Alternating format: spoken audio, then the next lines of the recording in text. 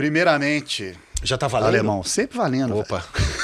O cara dá uma... Opa, tá valendo. Primeiro, assim, você é o primeiro guitarrista que eu trago aqui nesse podcast, né? Agora começou o podcast, né? Agora vai valer.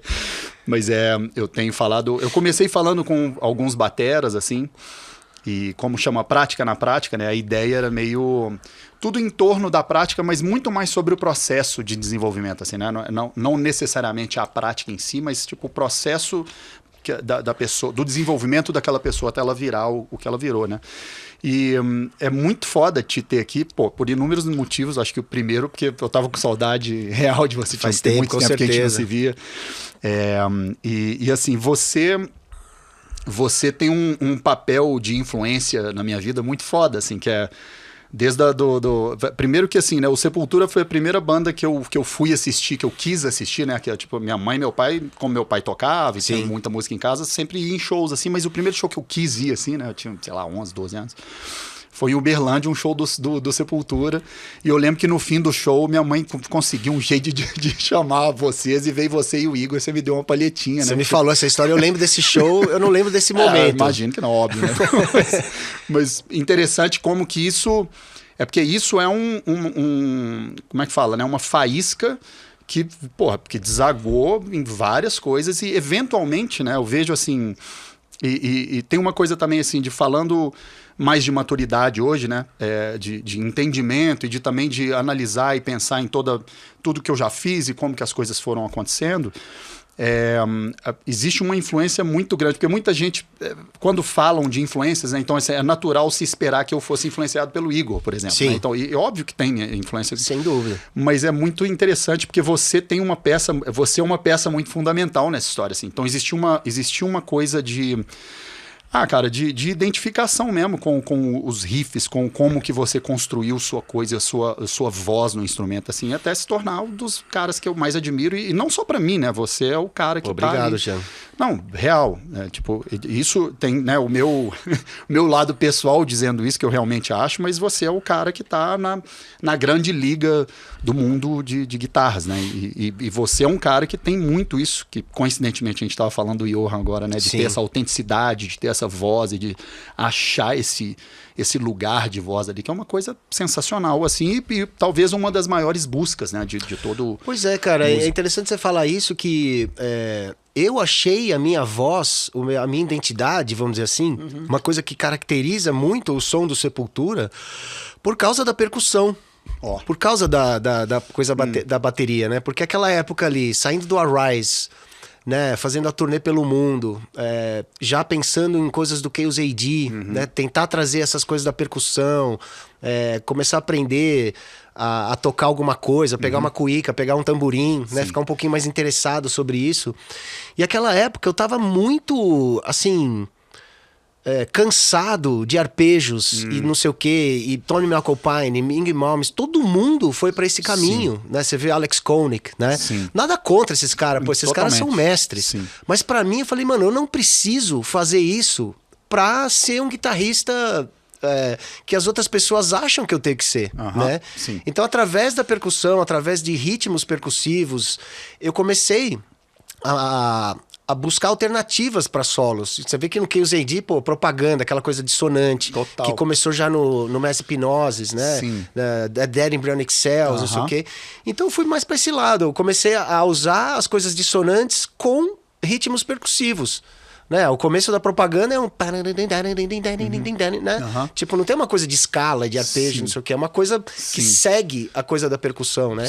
E no Roots isso deu uma explodida, né? Você vê que não tem muito solo no Roots, nem no Chaos AD também. É uma coisa mais...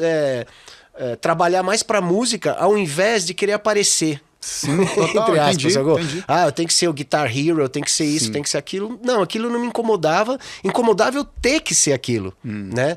Não que me incomodava assim, não era uma coisa, não era um objetivo, né? Entrar e falar, pô, não quero fazer arpejo, não vou fazer arpejo, foda-se o arpejo.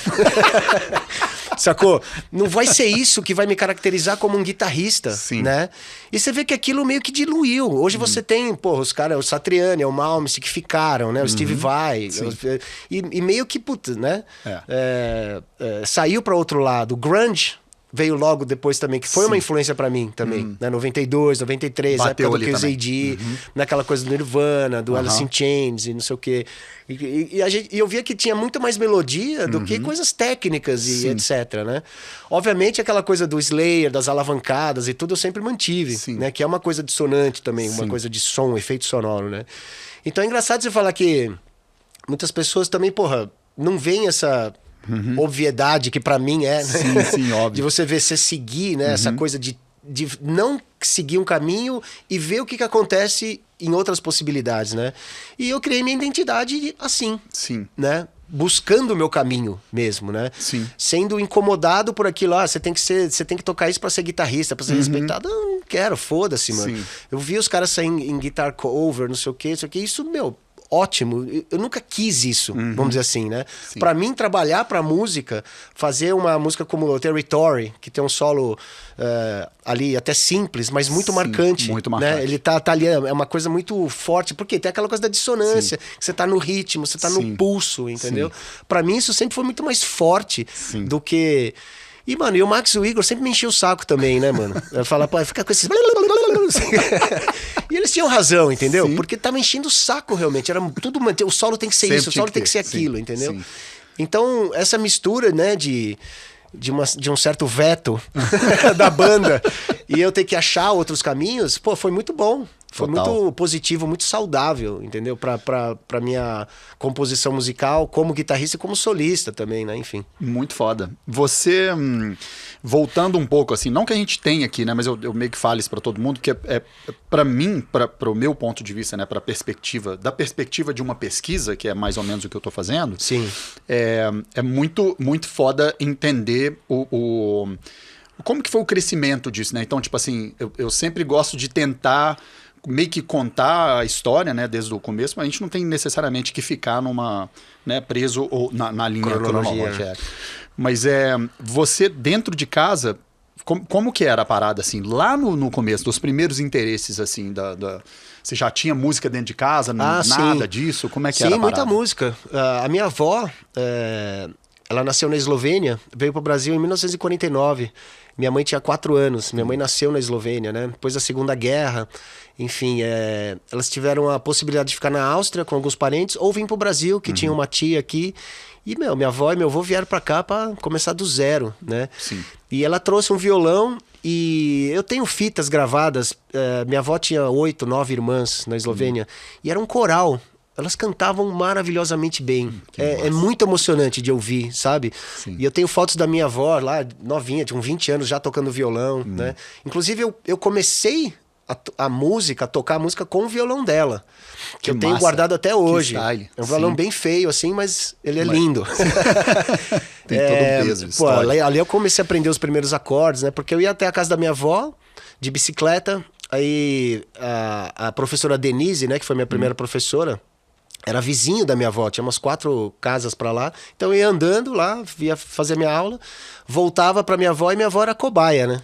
Olha o que eu aprendi hoje. E ela foi a primeira a ouvir, tudo, e sempre muito me motivando e não sei o quê. Quando que é isso? Mais ou menos? Quantos anos você tinha? Putz, eu tinha acho que 12 anos, 13, por aí. Tá. Eu queria até ter começado mais cedo na música. Pra mim, eu já tava começando tarde, sabe? Mas você tinha isso na sua cabeça, assim? Eu tinha, porque minhas irmãs já tocavam piano. Desde cedo já. E eu nunca eu nunca toquei piano porque eu achava que era coisa de mulher, mano. É mesmo? E porque eu gostava de ficar na rua jogando bola, né? Futebol. Minhas irmãs iam pro piano, eu ia pra rua jogar futebol. Então futebol, porque eu sei que você curte muito, né? Desde sempre. Então futebol tava antes disso, assim, pra você. Meu sonho era ser jogador de futebol. Entendi. Meu sonho era ser goleiro. Nesse nível mesmo. Total. Assim. Meu tio, inclusive, quase levou pra fazer uma peneira no Santos. Ele era santista. Minha mãe que não deixou, né? Não é que futebol não é carreira. Ninguém, tipo, não tinha esse super... salários pro futebol. Futebol era coisa realmente muito muito dura, né? Hoje qualquer perna de pau faz 100 pau por mês, mano, entendeu? É tipo outro negócio, uma outra coisa. Mas enfim, eu joguei muito futebol de salão, lá no Meninos Futebol Clube, lá no Rude Ramos, onde eu morava, São Bernardo ali, né? Eu tenho umas medalhas de futebol de salão. Naquela época, futebol de salão era uma bola que parecia uma bola de canhão, né? Era uma bola menor, assim. Não sei se vocês sabem, assim. Hoje tem a bola é um pouquinho maior e tudo. Mas naquela época, mano, ser goleiro de futebol de salão é como se o cara tinha um canhão na sua frente e já ficava atirando pro gol, mano. Era brutal. Mas eu amava, sempre amei futebol. Luva de goleiro era meu primeiro sonho de consumo. Pode crer, pode crer. Enfim, a música sempre teve em casa, como eu falei. Minha avó com violão, cantando aquelas coisas da Eslovênia, da Áustria, da Alemanha. E minha mãe tocava um pouco de acordeon. A coleção de discos que eu tinha em casa era muito eclética. Tinha Bee Gees, tinha o Help dos Beatles, tinha Clara Nunes, tinha Beth Carvalho, Martinho da Vila. Tinha todos aqueles discos de tema de novela. Por exemplo, eu ouvi Genesis pela primeira vez por causa de um tema de novela, né? Okay. Aquele que tinha várias músicas, várias bandas e não sei o quê. Quando eu ia pra escola, demorava 1 hora, né? No ônibus, era o ônibus fretado que pegava os alunos, fazia aquele circuito e chegava. E durante essa 1 hora era o especial Roberto Carlos, da Rádio América. E, velho, eu escutava Roberto Carlos todo dia. Todos os dias o motorista, seu Hilário. Motorista botava Roberto Carlos e a gente ouvia Roberto Carlos. Então, mano, eu sei tudo de Roberto Carlos, né? Desde Jovem Guarda até as coisas mais românticas, enfim. Por causa disso, né? Porque essa coisa do dia a dia, né? Não é que era um fã de Roberto Carlos, mas brasileiro, né? Sim. Roberto Carlos, porra. Sim. Quem não é brasileiro, quem é brasileiro sabe o que é Roberto Carlos, totalmente. Né? Então foi sempre muito eclético, cara. A partir do momento que no Fantástico, eu vi uma vez Tava sentado, lembro exatamente dessa noite, mano, com a minha mãe, o cachorro e eu no sofá, assistindo o Fantástico, aparece o Alice Cooper, mano, fazendo a propaganda que ele tava vindo pro Brasil em 74, né? Nossa, foi a primeira vez que ele veio. Eu vi aquilo, eu falei, meu, que é isso? Cobra, o cara pintado, né? Aquela coisa de Tyron. Minha mãe falou, isso é rock and roll, né? Eles são meio doidos, mas eles são milionários, sabia? Eu falei, cara... Ela meteu essa. Eu falei, a primeira vez que eu dei uma... Mas isso dá dinheiro, isso é profissão? E, mano, ficou essa semente, sabe? Engraçado isso, que eu nunca esqueci mais disso, mano. Depois eu conheci o Alice Cooper, toquei com ele, mano. Eu relembrei disso, né? E tudo. É lógico que ele lembra dessa situação de ter vindo pro Brasil nessa época. A ditadura e tudo mais, e o Alice Cooper no Brasil. E eu fui influenciado por isso, através do Fantástico, né?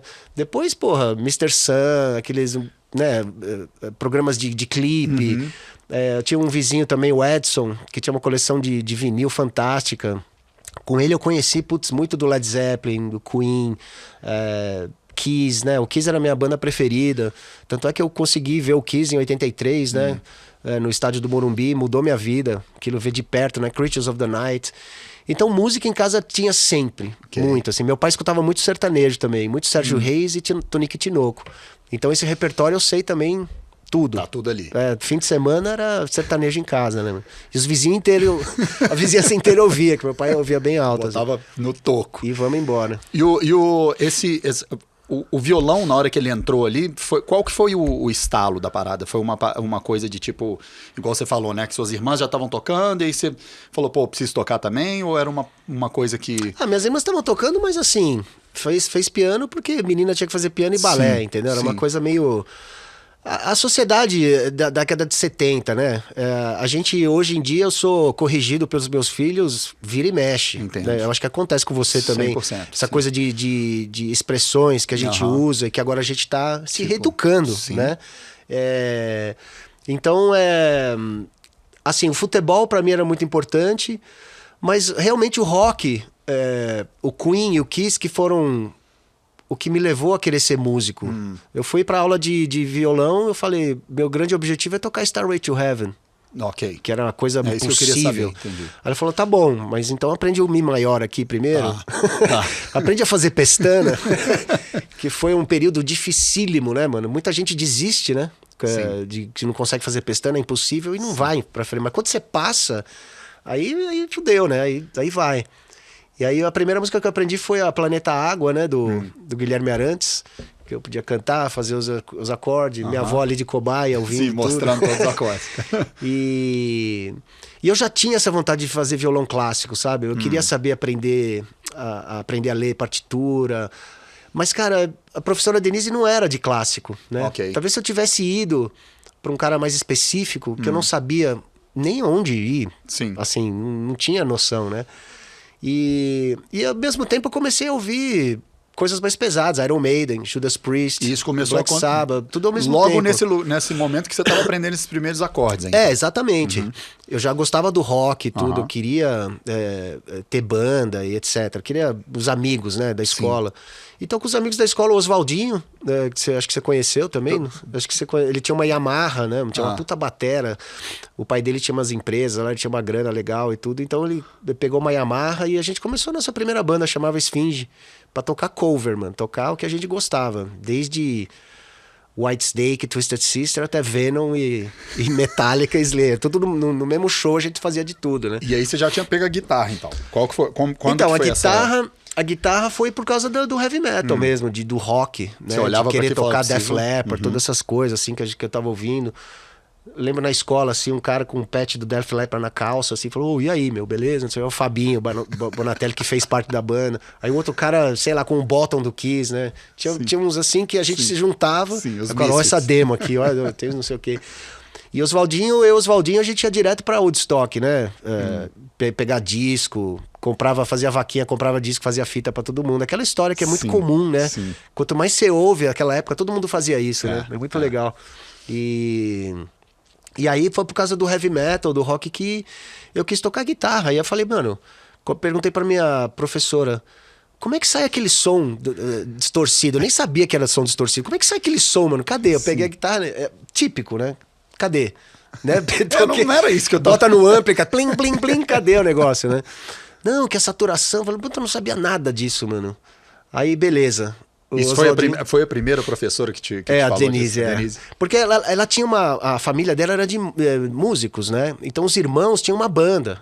Então ela tinha um tremendão, ela tinha uma batera, tinha umas coisas ali onde eu tinha aula, né? Legal. E eu olhava aquilo e falei, mano, puta, meu, o que é isso, né? Como é que sai o som daí? Da onde tá aquela distorção, não sei o quê. E começando a pesquisar, falando com a galera, falando com alguns outros caras que já estavam tocando, né? Eu acabei comprando, quer dizer, forcei, né, comprar, porque o Oswaldinho tinha uma grana, como eu disse, então falou, Oswaldinho, nós vamos comprar esse pedal, depois eu vou falar pra minha mãe que eu comprei, eu tenho que te pagar. Emboscada. Foi uma armadilha, e foi o pedal que pô, mudou minha vida, assim, drasticamente pra melhor, que é o Boss, né, DS1, o laranjinha. Sim. Mano, quando eu liguei aquele pedal, eu falei, nossa, cara, é isso. Puta, mano. Aí eu já tirei a Symptom of the Universe, do Speak of the Devil. Aí eu já comecei a tirar de ouvido, né? Sim. Que foi uma grande escola pra mim, né? Uma excelente escola. De tirar tudo de ouvido, pô. Eu gostava muito de Yes também, né? O violão, eu nunca larguei o violão, né? Então, pô, eu ficava tirando lá Mood for a Day, do Steve Howe, né? Acho que eu demorei 1 ano pra tirar a música. Mas, porra, eu não desisti. Tirei lá e não sei o quê, sabe? Tudo de ouvido, não sabia ler música. Eu fui aprender só quando eu fui para os Estados Unidos, né? Para ter aula de violão clássico, não sei o quê. Com um professor que me mostrou um caminho fácil. Porque, assim... Na escola você vê isso, né? Pô, eu não gosto de geografia por causa do professor. Ou eu gosto de matemática por causa da professora, entendeu? Então, até achar um cara que pudesse me mostrar sem, né, com facilidade e tudo, putz, só em 93, 94 que eu comecei a ler música mesmo. E também, putz, abriu um universo, meu. Sim. Você pega uma partitura de 600 anos atrás, você nunca ouviu a música, você toca o negócio. É maravilhoso, né? Maravilhoso. Então foi tipo um processo, mas sempre com aquele objetivo daquela primeira aula, eu quero tocar Starway to Heaven, sabe, mano? Porque ali eu já via uma coisa clássica, né, de você fazer as coisas dedilhado e todo o rock que eu curtia e aprender a tocar, né? Sim. E eu nunca perdi isso de querer... Até hoje eu estudo pra caralho. Assim, estudo todo dia, sabe? Eu gosto de ler partitura, gosto de pegar coisas diferentes, não sei o quê.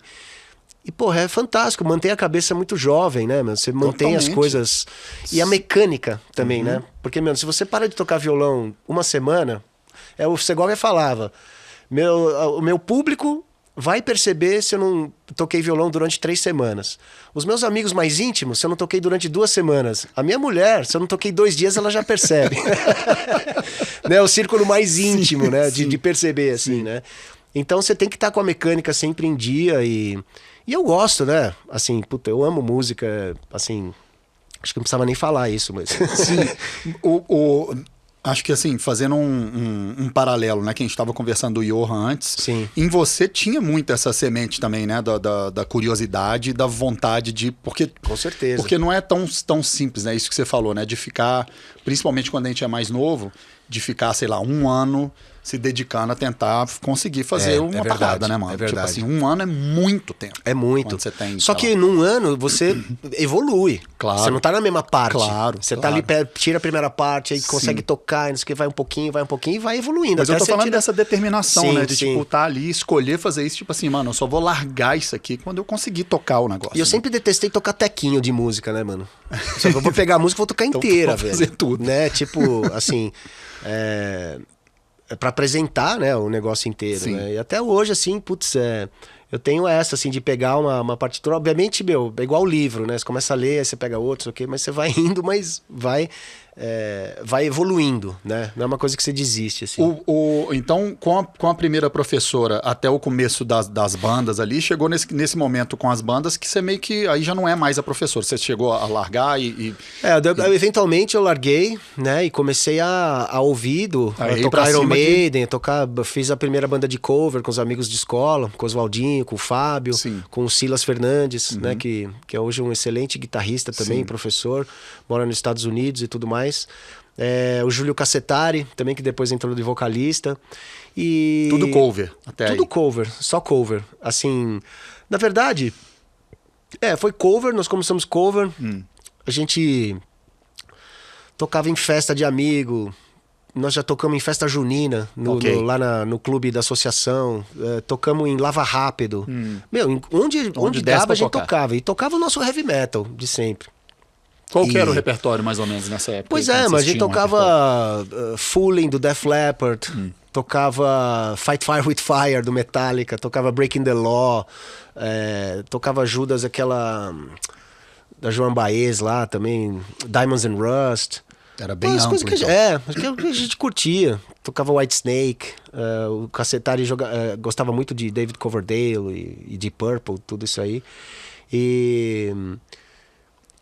E é isso, mano. A gente começou a tocar, as coisas começaram a ficar mais pesadas, né? De Maiden, começa a vir um Metallica, um Slayer. E você é o cara que já tava indo pros solos? Você era esse cara que fazia os solos? Sim, total. Era legal que a gente tinha uma competição na escola, né? Tinha uns músicos lá. E a gente... Eu e o CM que tocou lá em BH também, do Mutilator, não sei o quê. A gente tinha uma certa rivalidade, assim, muito legal. A gente sempre foi muito amigo, né? Aí, porra, tirei o solo da Mr. Crowley. Eu duvido, mano. Então amanhã eu trago, não sei o quê. Aí, sacou? E vinha, e assim. E é uma motivação, né? Claro. Tipo uma, como é que se fala? Uma batalha, assim. Era uma competitividade saudável, boa, né? Boa, não era uma coisa de inveja, era uma coisa assim, puta, do caralho, o cara tocou o solo do Dave Murray da The Number of the Beast, nota por nota. Porra, mano. Mas aí o porra, mano, mas agora eu também tenho que Exato. E aí foi evoluindo. O peso, realmente, das bandas que a gente tava ouvindo, do Slayer, né? Veio Creator, não sei o quê. Aí eu mudei o nome da banda de Esfinge. O Júlio Cassetari foi chutado da banda porque o vocal dele era muito Whitesnake. A gente tava afim de Creator, de gritaria, não sei o quê. É aquela coisa, né, meu? Sim. Aí mudou o nome pra Pestilence, né, da banda. A gente fez uma demo de ensaio, que inclusive até rolou na sessão Rocambole do Beto Peninha, que era um programa de rádio da 97 FM, né? Foda. Foi a primeira vez que eu rolei na rádio, assim. Foi muito emocionante, mano, de ouvir sua música de ensaio de...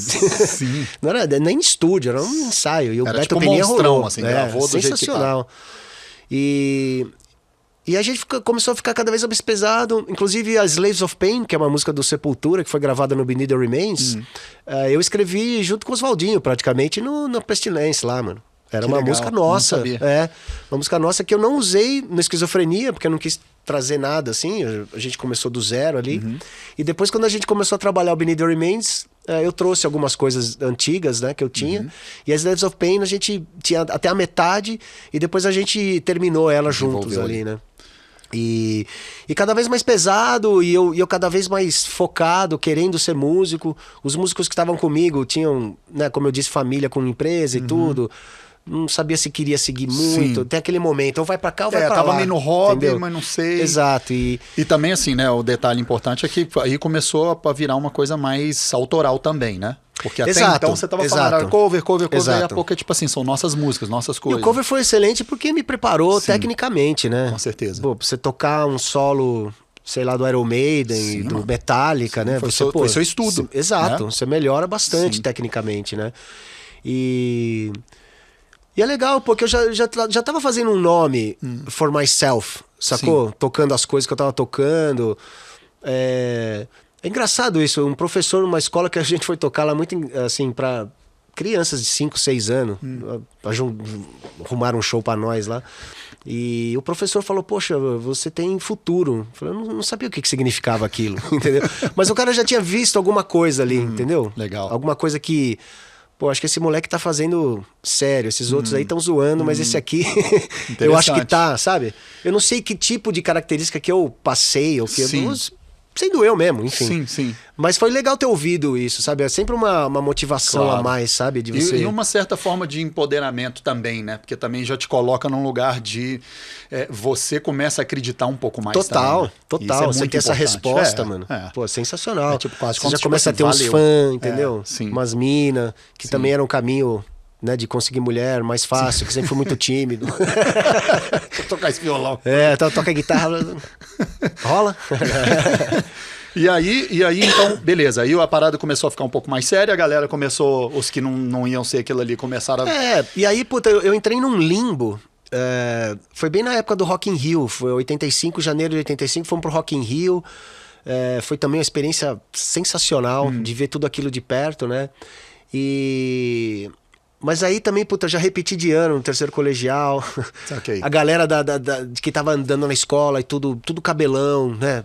Puta, a galera do metal mesmo. Tava crescendo esse movimento Red Thrashers ABC ali. Eu tava bem no meio do burburinho ali, né? Que tava acontecendo. Várias bandas, pô, o Cova, o Blasphemer, o MX.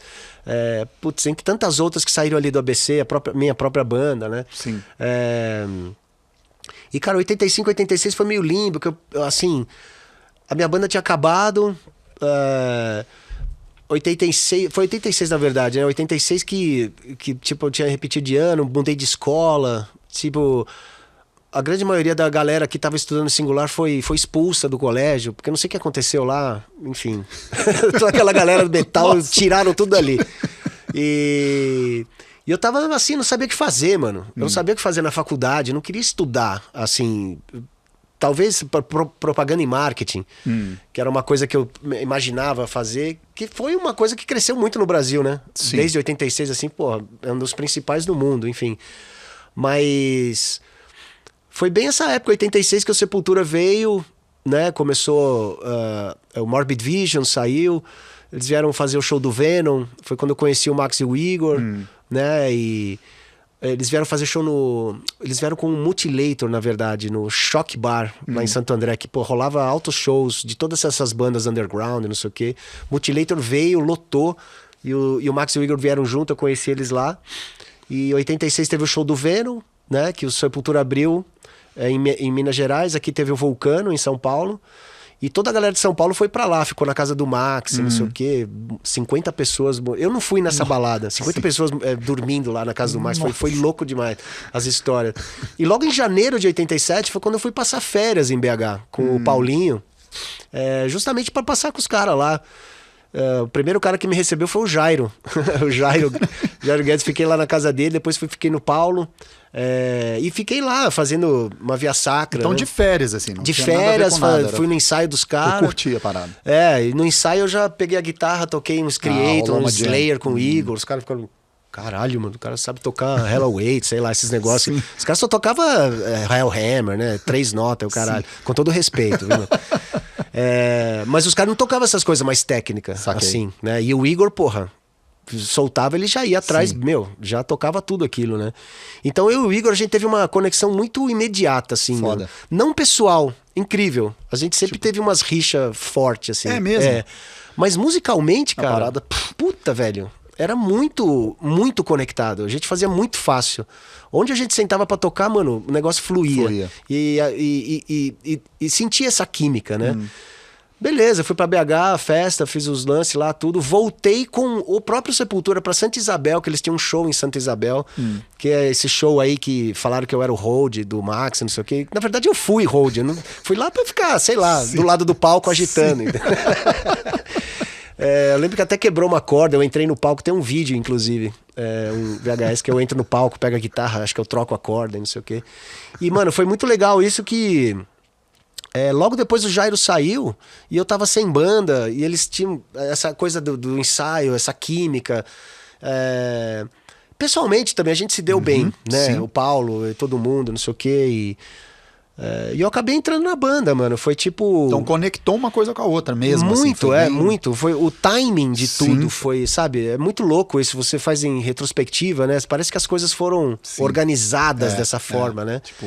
Mas é muito de você perceber as possibilidades e as chances que acontecem, sabe? Com certeza. Porque passa, assim, N futuros todo dia na sua frente. Sim, o trem tá passando, você escolhe entrar ou não. Depende muito da sua percepção e aquilo que você quer, né? E as pessoas vão chegando, as coisas vão chegando, porque tem uma energia que você chama aquilo, né? Não conscientemente, ou até conscientemente, mas muito do inconsciente também, né? Então as coisas foram acontecendo e... Putz, eu fui pra Belo Horizonte, mano, morar na casa do Max e do Igor. Então foi isso que aconteceu, você entrou pra banda e já na sequência falou, tipo... Em janeiro eu tava lá em férias, em abril eu tinha me mudado pra BH. E tipo, escola... Escola eu fui pra lá, tentar terminar o terceiro ano lá. Então fez isso, então. Acabei não acabando. Como é que foi isso aí pra sua família, assim, na época? Eu acho que foi um desespero pra eles, mano. Eu imagino, né? Porque, tipo, vou entrar no Sepultura. E vou mudar pra Belo Horizonte. Vou mudar pra BH. Eles foram lá ver a casa do Max. A casa do Max era muito destruída, mano. Eu não sei como meu pai e minha mãe me deixou lá. É que eu tava muito determinado, sabe, mano? Assim, eu ia fugir de casa se eles não deixassem, entendeu?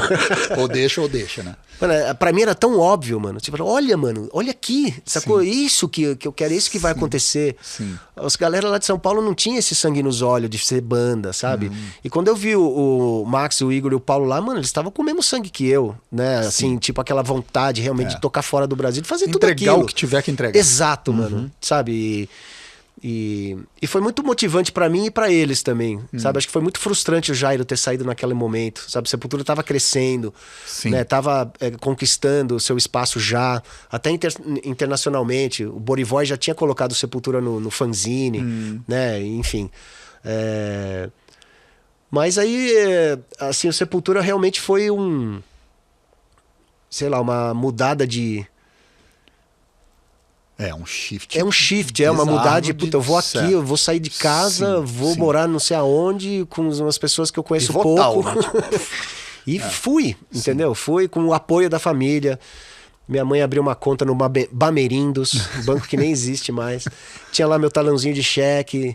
Minha mãe, sabe, porque a Sepultura não dava grana. Claro. Dava uma grana pra pagar a conta de telefone que a gente ligava uma vez por mês para os Estados Unidos e etc. E mandar uns fax e mandar disco pra lá e receber. Eu lembro que eu recebi o Injustice for All quando saiu também, puta. Que style. Em primeira mão, assim, de vinil duplo, né? Puta, mano.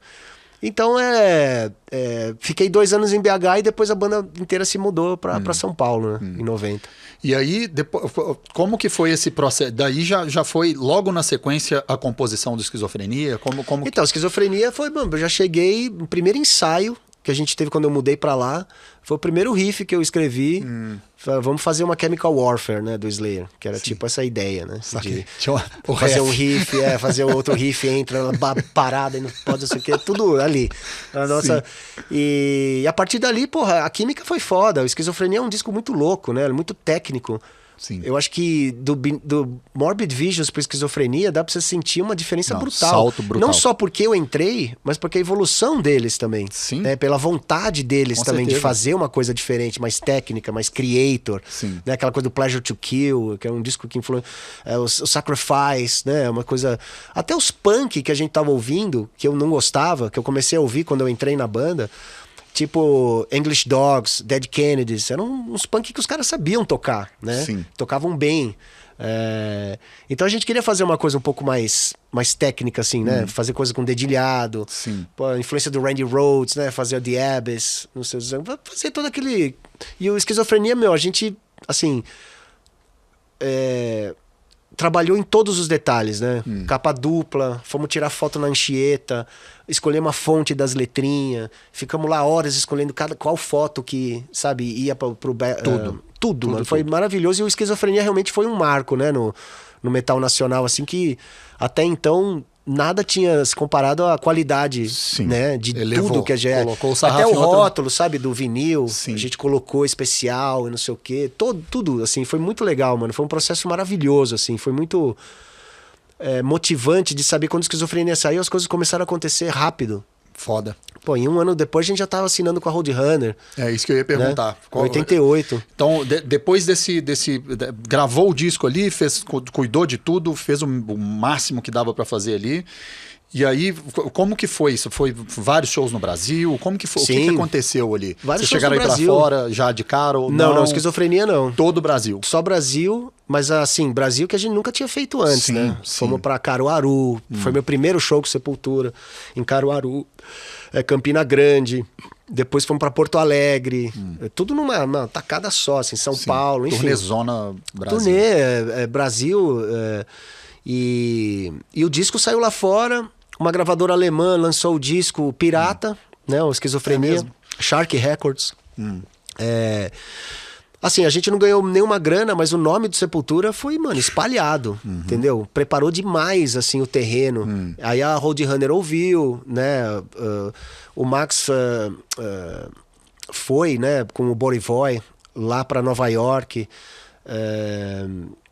com o Don Kay, né, que escrevia pra Kerrang, que eram os papas do metal ali, né? O que os caras falavam era lei, né? Sim.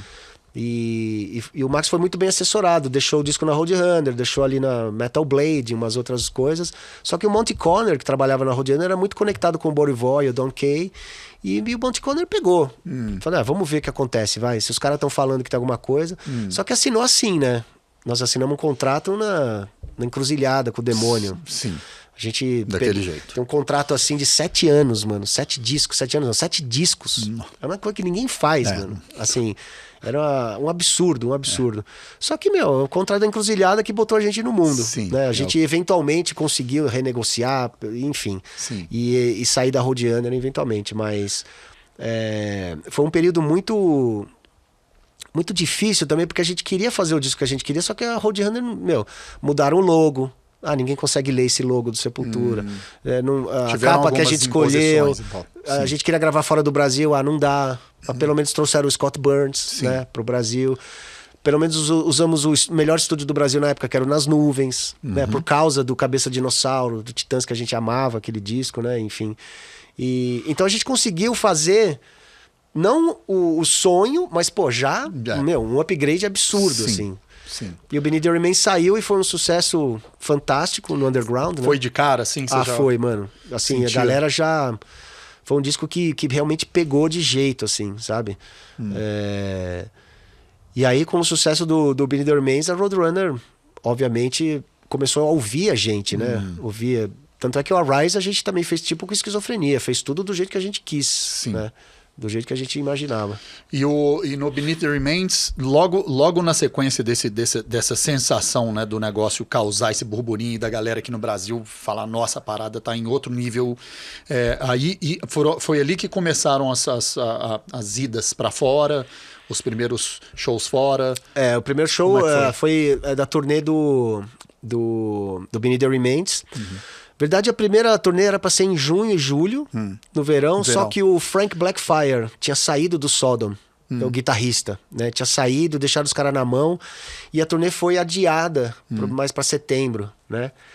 E aquilo foi muito frustrante pra gente, que a gente tava, mano, puta merda, não vai acontecer, vai ser uma merda, não sei o quê, sabe? Deu aquele backlash, né? Sim. Mas, puta, fomos pra Europa e destruímos, né, o Sodom. Assim, puta, mano. Fora da Alemanha, ninguém queria saber de Sodom. E era muito foda as pessoas que estavam lá pela Sepultura, mano. Era muito louco isso. A galera com camisa, cantando Inner Self, sacou? Já sabendo as letras, né? Foi surreal aquilo, surreal. Primeiro show do Sepultura foi em Viena, abrindo pro Sodom. E 2 caras da Hungria apareceram lá. Falei, mano, Hungria, o muro tava de pé ainda. Tava quase caindo, né? Mas tava de pé ainda. Falei, nossa, mano, como é que a música chega, né? Nesses lugares que a gente tinha ideia, assim, da Polônia, da Hungria, como uma cortina de ferro, né? Sim. Mostrava que aquilo era a coisa mais cinza do mundo, aquela coisa, né? Tipo, obscura, os marcianos.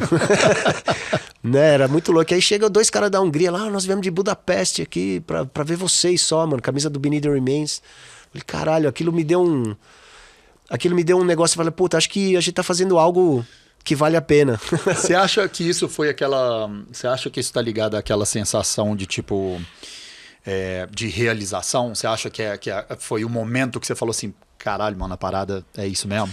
Aquilo mais do que tá na Europa já, tocando com o Sodom, aquilo, sabe, me fez falar, porra, mano, não tem ninguém pagando esses caras, não é uma gravadora que tá forçando, marcando um show. Os caras vieram de Budapeste pra ver o Sepultura, mano. Sim.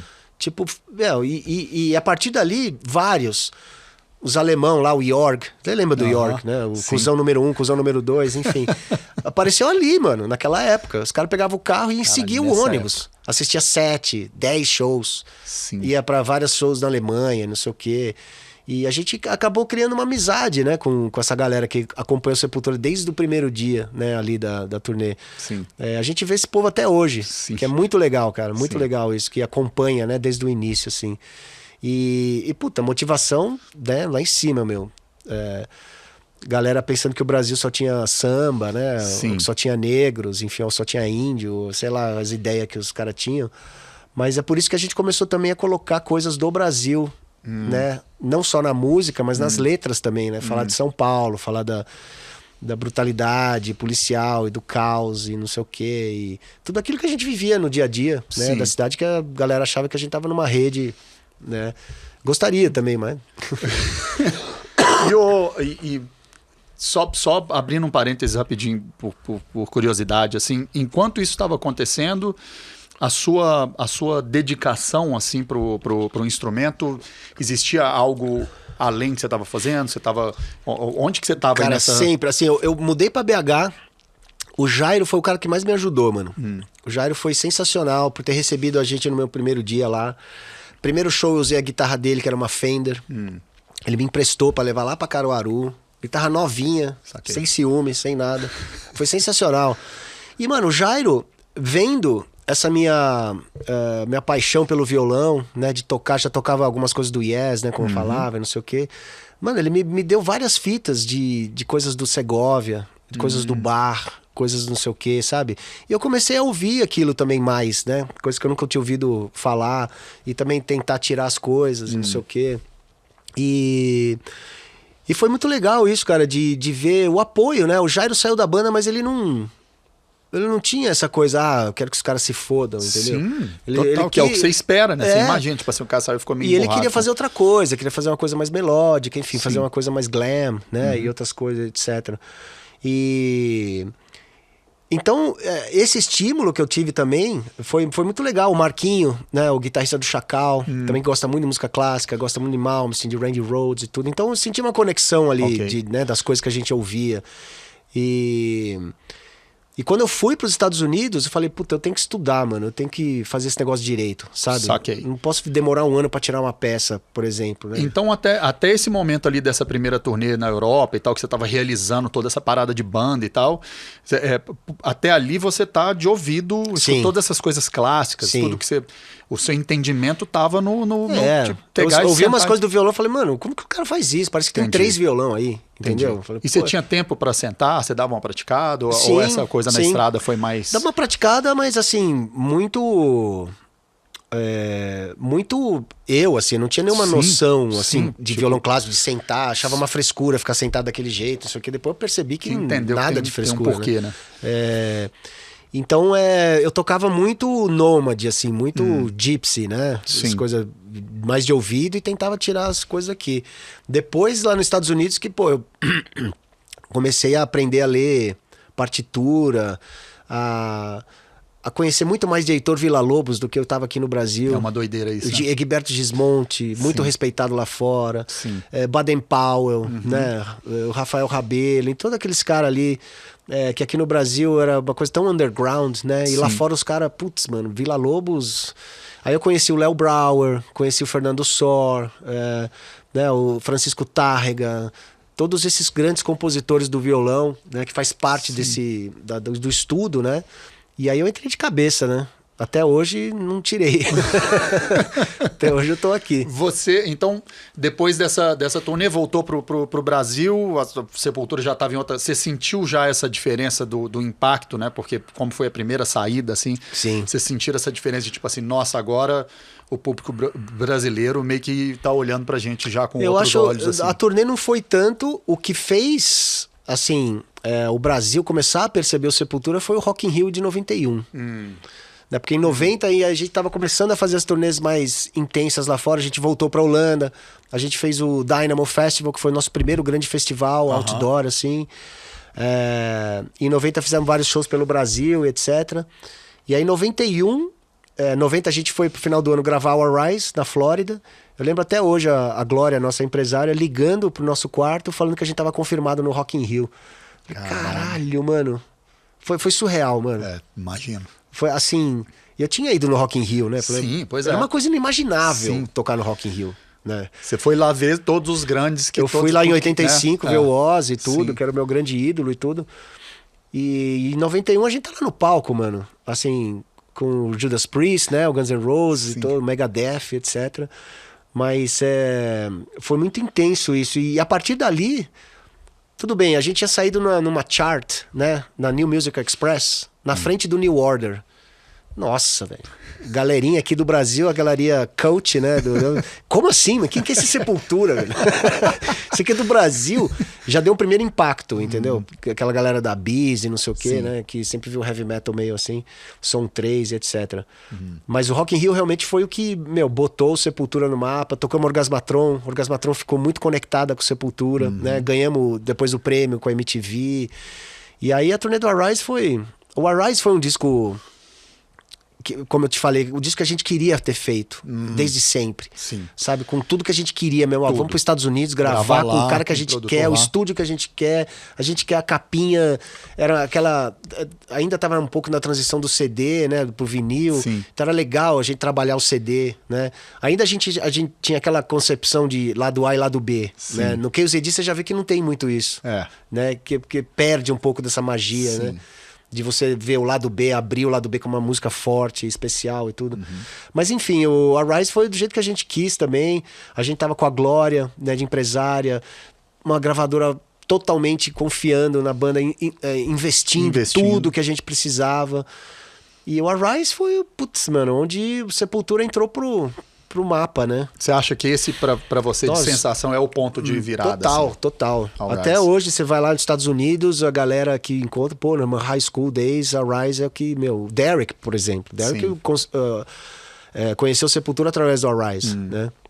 E o Arise realmente levou a gente pro mundo, Rock in Rio, fizemos uma turnê do Ozzy com Alice in Chains, fizemos uma turnê do Ministry com Helmet, fomos pra Austrália e Japão pela primeira vez.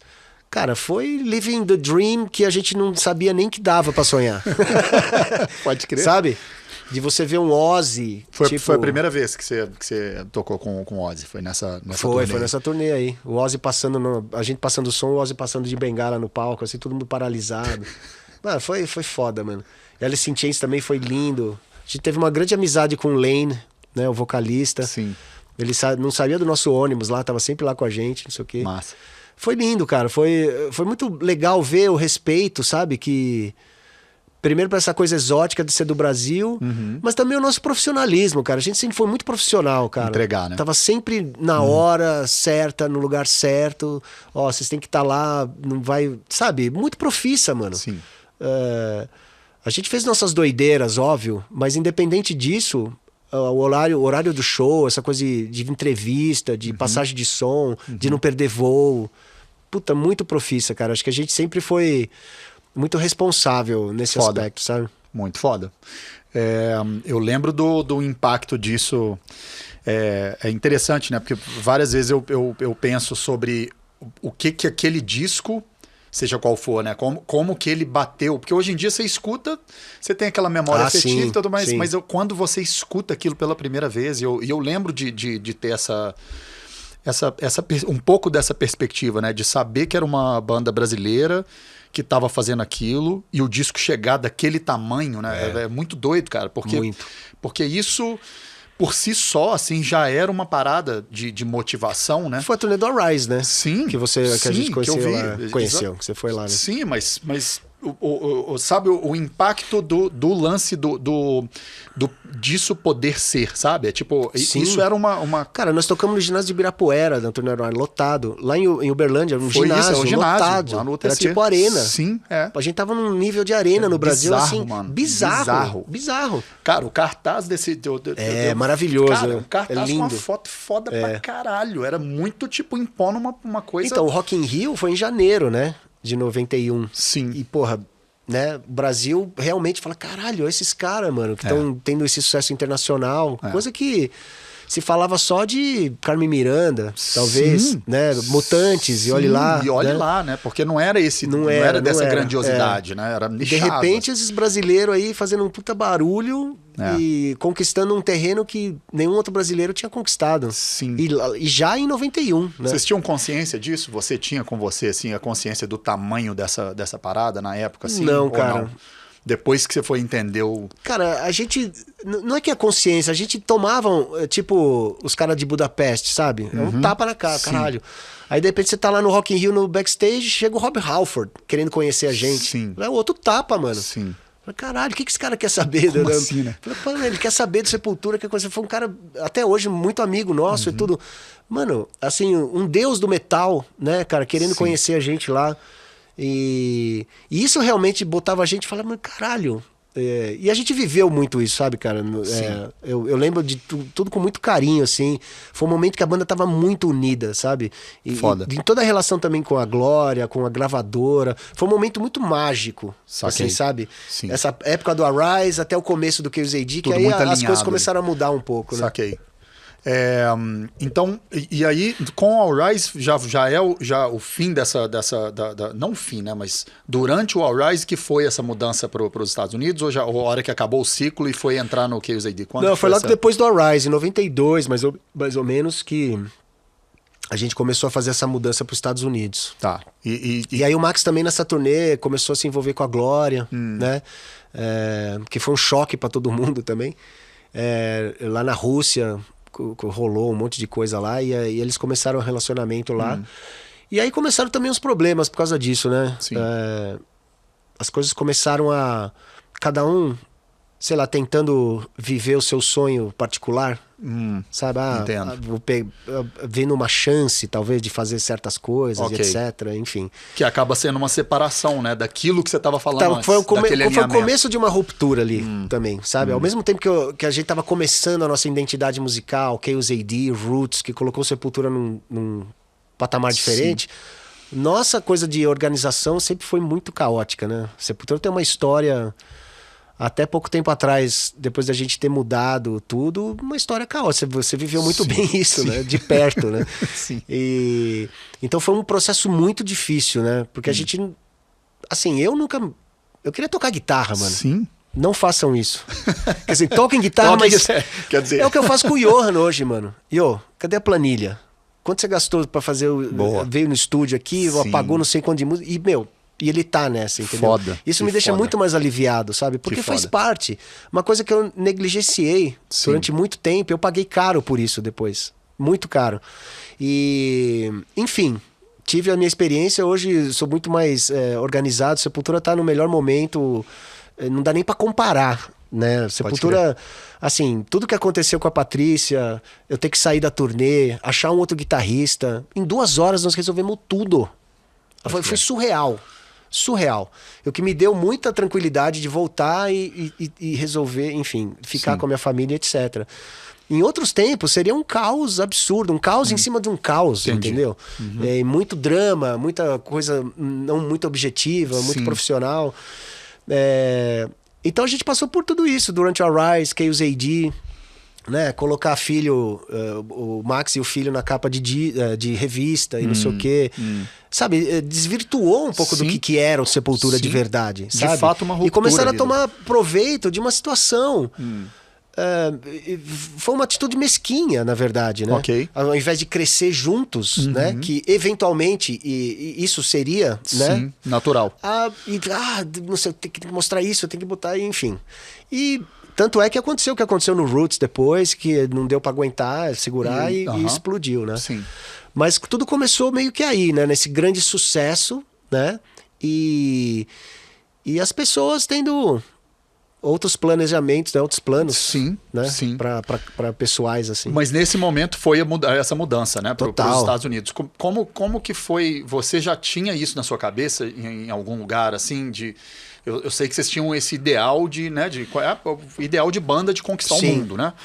Mas você já se imaginava mudando ou tipo, de fato, morando num outro país e tendo que... Né? Eu acho que pra gente ficou inevitável esse lance. A Sepultura cresceu muito rápido. São Paulo já tinha ficado pequeno. As coisas estavam lá. A gente tinha um empresário gringo, tinha um Booking Agent gringo, uma gravadora gringa. Era um outro mundo. Né? O pessoal via a turnê nossa, no Brasil era São Paulo e Rio, pronto. Né? Então a gente era uma banda gringa. Então fazia todo sentido a gente ir pra lá. E foi pra Phoenix por causa da Glória. Por causa dos Rhodes, o Nino, o Guri, toda aquela galera que morava em Phoenix, né? O Igor não gostava de Phoenix, então eventualmente ele foi pra San Diego, né? E aí ficava indo e voltando. A gente tinha um lugar de ensaio lá. Uma estrutura sensacional, cara. Living the dream, sabe? Uma puta casa. A gente tava fazendo uma grana, a gravadora, puta, total apoio. Então tudo sob controle no sentido assim, tinha grana pra viver bem, pra fazer as coisas, só tinha que trabalhar com, né, o trabalho de música e tudo mais, mas tinha essa sensação de... assim... Né? Tava vindo a grana, a gente, muito merchandising. Sepultura sempre vendeu muito bem de merchandising, que é uma grana imediata, né? Discos também, enfim. O contrato era uma merda. Mas a partir do Chaos AD, a Glória foi lá com o advogado e renegociou o contrato. Aquele que eu falei que a gente assinou na encruzilhada. Melhorou assim, 5%, sei lá. Melhorou bem. Tanto é que a gente... assinou com a Epic Records, a Sony Music, para lançar o Chaos AD, que foi nosso primeiro disco de ouro nos Estados Unidos, talvez o único até hoje. Não, o Roots também foi depois. Mas realmente foi uma evolução artística fenomenal. Infelizmente, backstage, não foi essa evolução, né? Porque a gente não... Assim, muito por culpa de todo mundo, e minha, obviamente, de não querer saber desse assunto, de não ter vontade de falar de coisas, sabe? Meio que tipo, puta, mano, resolve aí, vai, foda-se, mano. Sabe? Enfim. E coisas que, porra, assim, paguei um preço alto, mas aprendi muito também. Claro. Né? Se você começa a bater a cabeça sempre no mesmo lugar, vai sangrar e você vai... vai bater a cabeça em outro lugar. Né? E tipo, evolui, né, dessa forma. Tanto é que a gente tá aqui hoje por tudo que aconteceu, né? De bom e de ruim. Né? Mas foi um processo muito bonito, sabe, mano? Apesar de todo o caos que tava acontecendo. Foi uma história... É uma história única, né? De uma banda brasileira entrar num circuito... Porra, sem a gente tava lá com o Ozzy, mano. Galera do Ozzy trabalhando com a gente. O Bob Thompson, Rhodes, né? Que queriam ficar com a gente e tudo. A gente realmente chegou num nível que eu nem sabia que existia, né? De entrar nesse... Conhecer os caras que trabalhavam com Bob Dylan, por exemplo. Caralho, mano.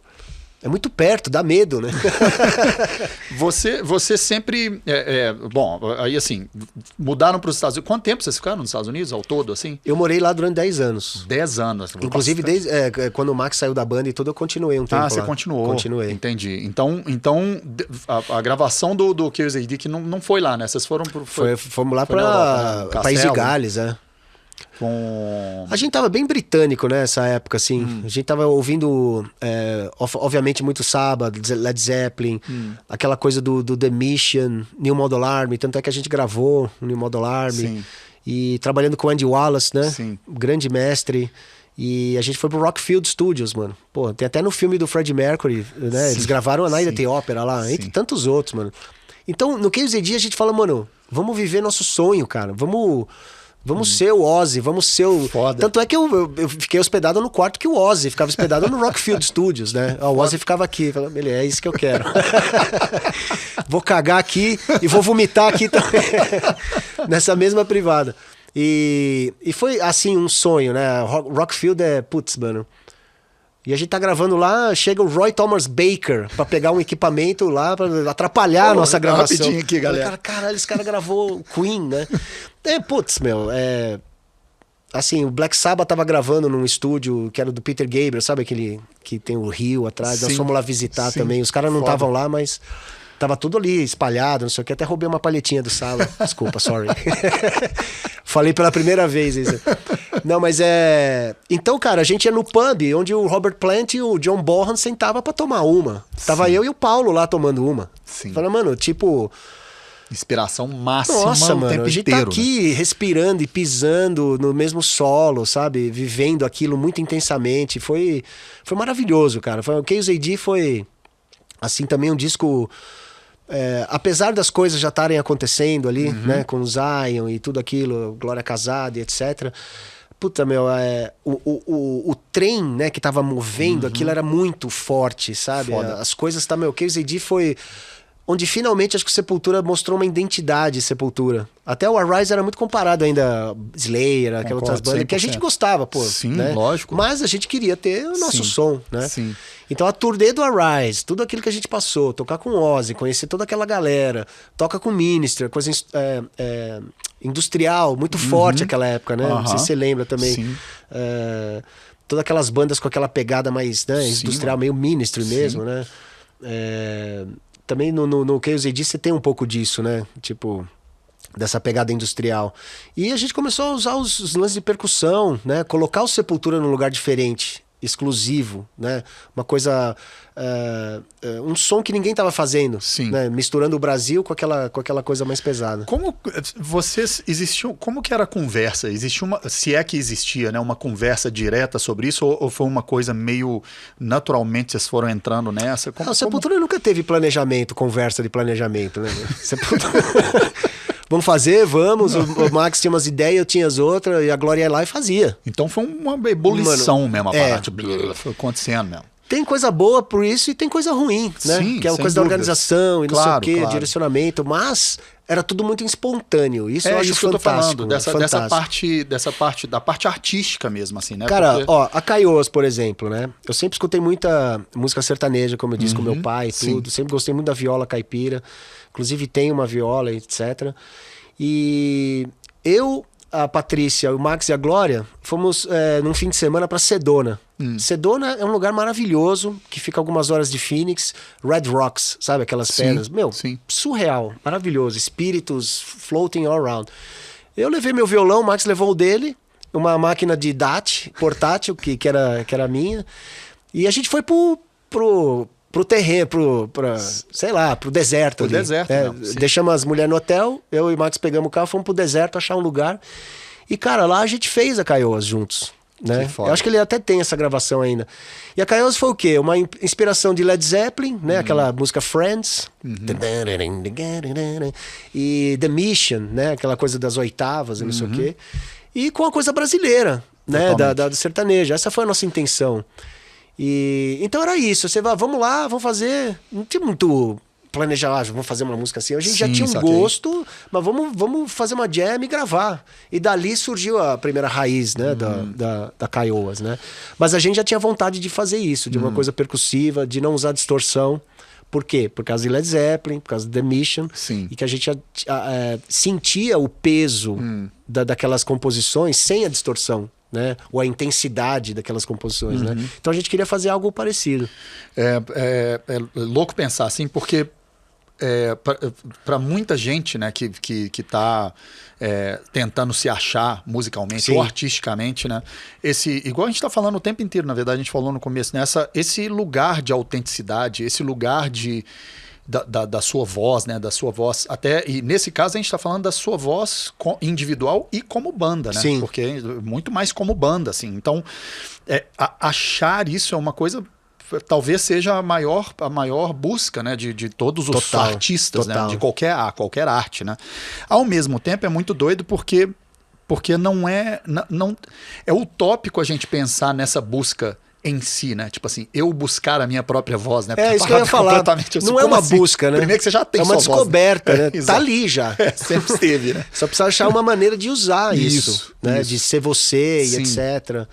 E aquela coisa, a influência é bom. Ser comparado com o Slayer, puta, um grande elogio pra gente. Com certeza. Fala, caralho, mano. Sacou? Mas chega um momento que fala, mano, eu não quero ser uma comparação de Slayer.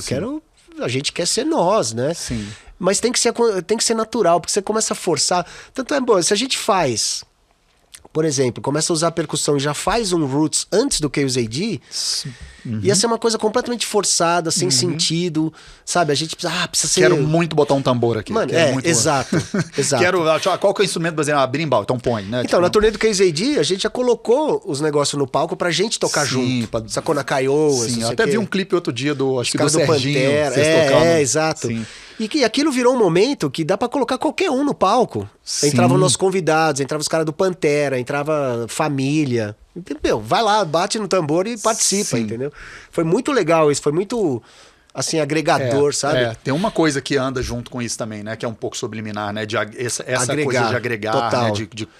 De estar junto, de trazer... Os caras do Pantera não via a hora de entrar no palco pra fazer isso. Os caras se preparavam. O Dimebag fez um negócio com luz, saindo foguinho.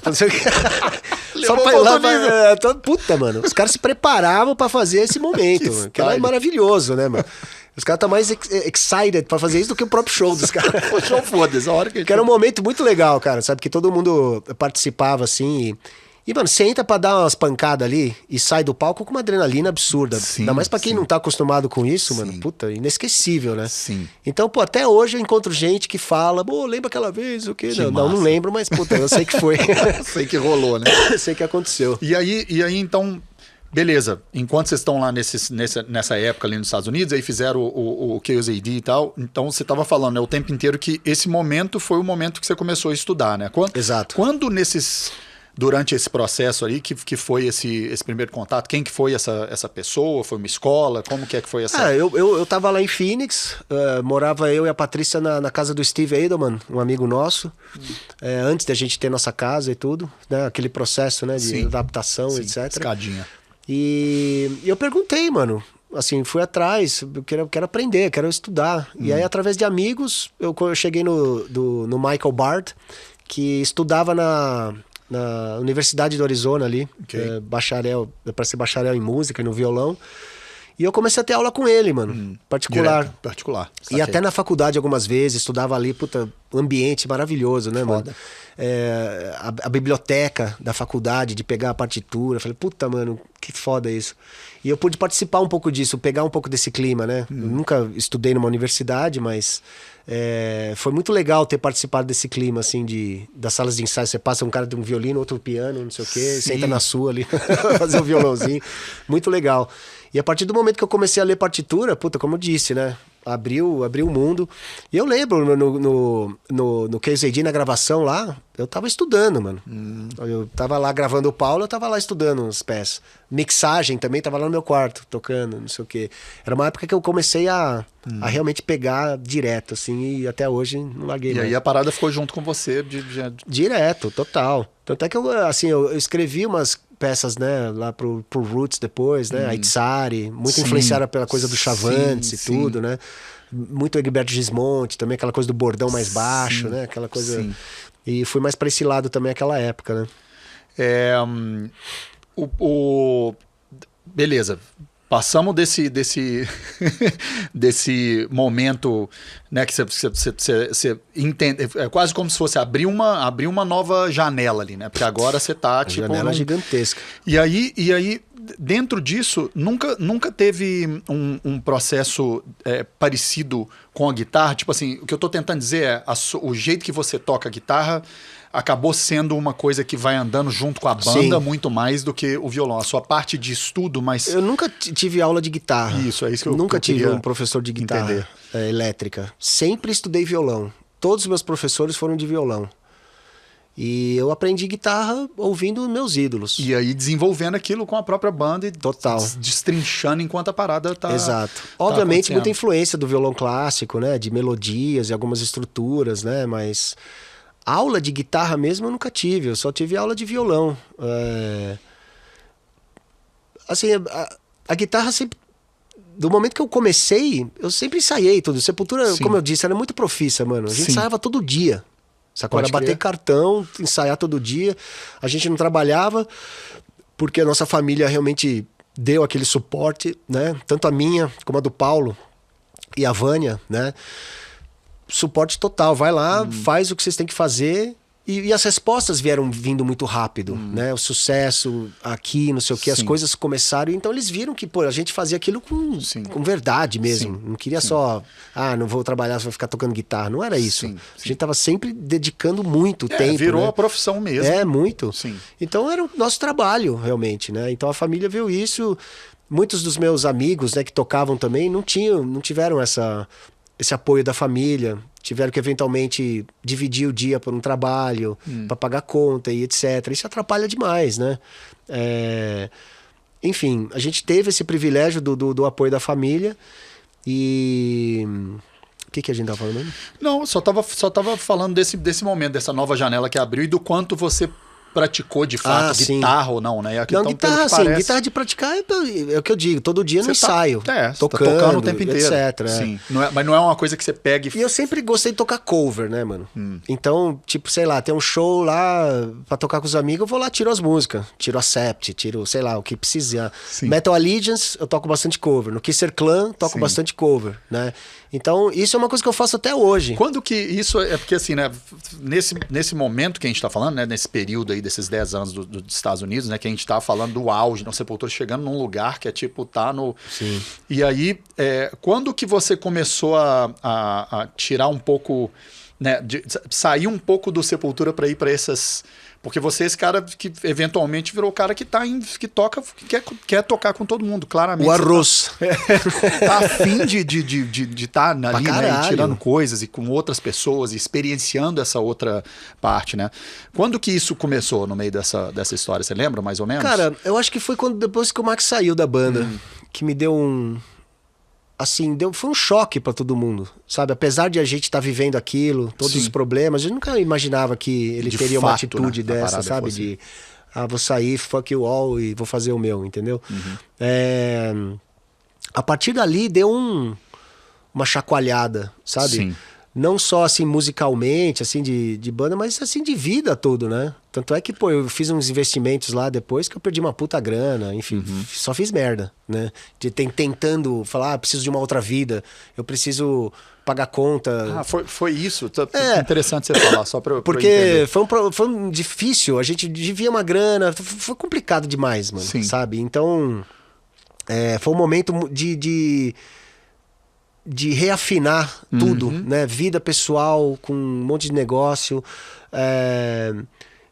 E aí eu comecei, tipo, a realmente a não ter receio. Você tá no meio do metal, pô, você escuta crítica pra caralho sempre. Metal não pode isso, metal não pode ir no Faustão, metal não pode usar amarelo, metal não pode... Um monte de merda dessa, né, mano? Sim.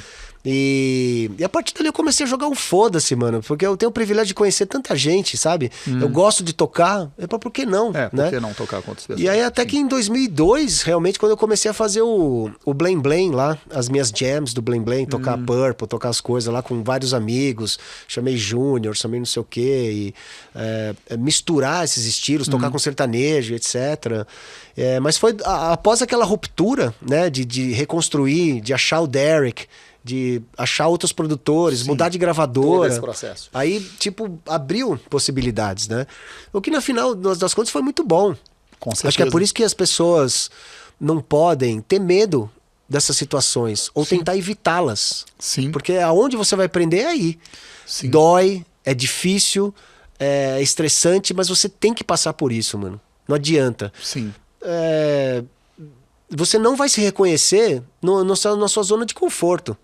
Zona de conforto está lá, né? Fazendo sempre a mesma coisa. Agora, quando acontece alguma coisa mais, né? Aí você vai ver, puta, até onde eu sou capaz, né? Sim. Até onde eu posso chegar. Sim. Até onde eu posso quebrar os limites e tudo, né? Então,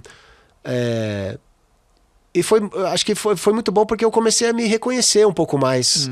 A conhecer um pouco melhor, conhecer das capacidades que eu poderia. Quantos anos você tinha nessa época, mais ou menos? Ele saiu... O 96, final de 96, eu tinha 28. 28 novo anos. ainda, Tinha acabado de me casar com a Patrícia. Sim. A Júlia tinha 2 anos. O Johan tinha nascido também em 97. E... era jovem ainda. Tipo, muita coisa acontecendo, né? E foi tudo muito rápido, né? Sim. Desde do Esquizofrenia até essa parte foram 10 anos, 9 anos ali que tipo...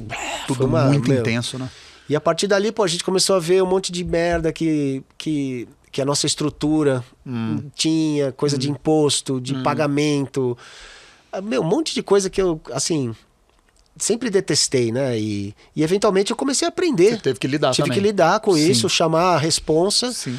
E hoje estamos aqui, enfim, como eu disse, a gente tá no melhor momento. Claro. Puta, a Sepultura tá uma máquina, assim, imparável. Pelo menos hoje, entendeu? A gente tá muito focado, tudo muito organizado. Com gravadora, a gente tem os empresários representando em várias partes e tudo.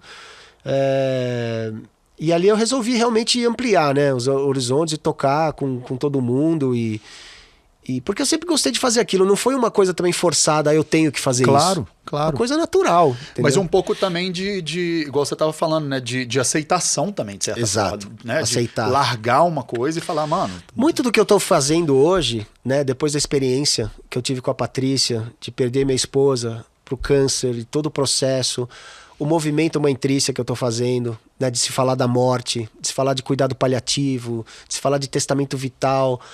Foi uma morte do Sepultura, uma fase, né? Uma morte daquela parte do Sepultura que a gente, fechou uma porta, mas 10 outras se abriram. É o que eu tô vendo hoje também, né? Pô, a Patrícia se foi, mas as pessoas que eu tô conhecendo, por causa de tudo isso que aconteceu, é uma outra... Assim, pessoas fantásticas, sabe? Que falam, que querem educar a sociedade, pelo menos brasileira, a se falar de morte, a se preparar um pouco melhor para esse assunto. Alemão, pra mim, cara... Eu imagino. Foi muito... Bateu muito difícil, velho. Eu tô ligado. Real, assim... eu tive dificuldade de conseguir. Sim, eu imagino. Mesmo, mano, porque... Mas é uma coisa que tem que ser falada, Jean. Sim, porque eu é uma concordo. coisa que eu senti que a gente pode estar um pouco melhor preparado para esse momento. Sim. Vai ser duro, vai ser difícil, isso não tem discussão. Mas a coisa do dia a dia mesmo, de falar de testamento, de falar de como que isso aqui é enterrado. Pô, morrer é caro pra caralho, mano. As pessoas não têm noção. Morre aí, pô, não tá preparada financeiramente, não tá preparada pra aquilo, enfim. E essa morte do Sepultura foi toda morte é fértil. Porque, mano, né, ela vai abrir outras possibilidades, vai abrir outras coisas. E essa época foi mais ou menos isso, sabe? De você perder uma parte, né, da sua vida e ter que ver essas outras portas e janelas abertas, né? E ali você vai se reconhecer e vai crescer, enfim. Então essa coisa da aceitação, realmente, né? De aceitar uma coisa inevitável. A morte é inevitável. Sim. Né? A gente sempre usa a frase, a única certeza da vida é a morte, mas passa despercebido. Você fala só não por absorve falar, né? isso, Sim, né? Você não está dizendo de fato Exato. isso. Então essa coisa da finitude, ela... Você não pode... achar que vai tudo durar sempre pra sempre, né? Que o Sepultura vai ser pra sempre, que o Metallica vai ser pra sempre.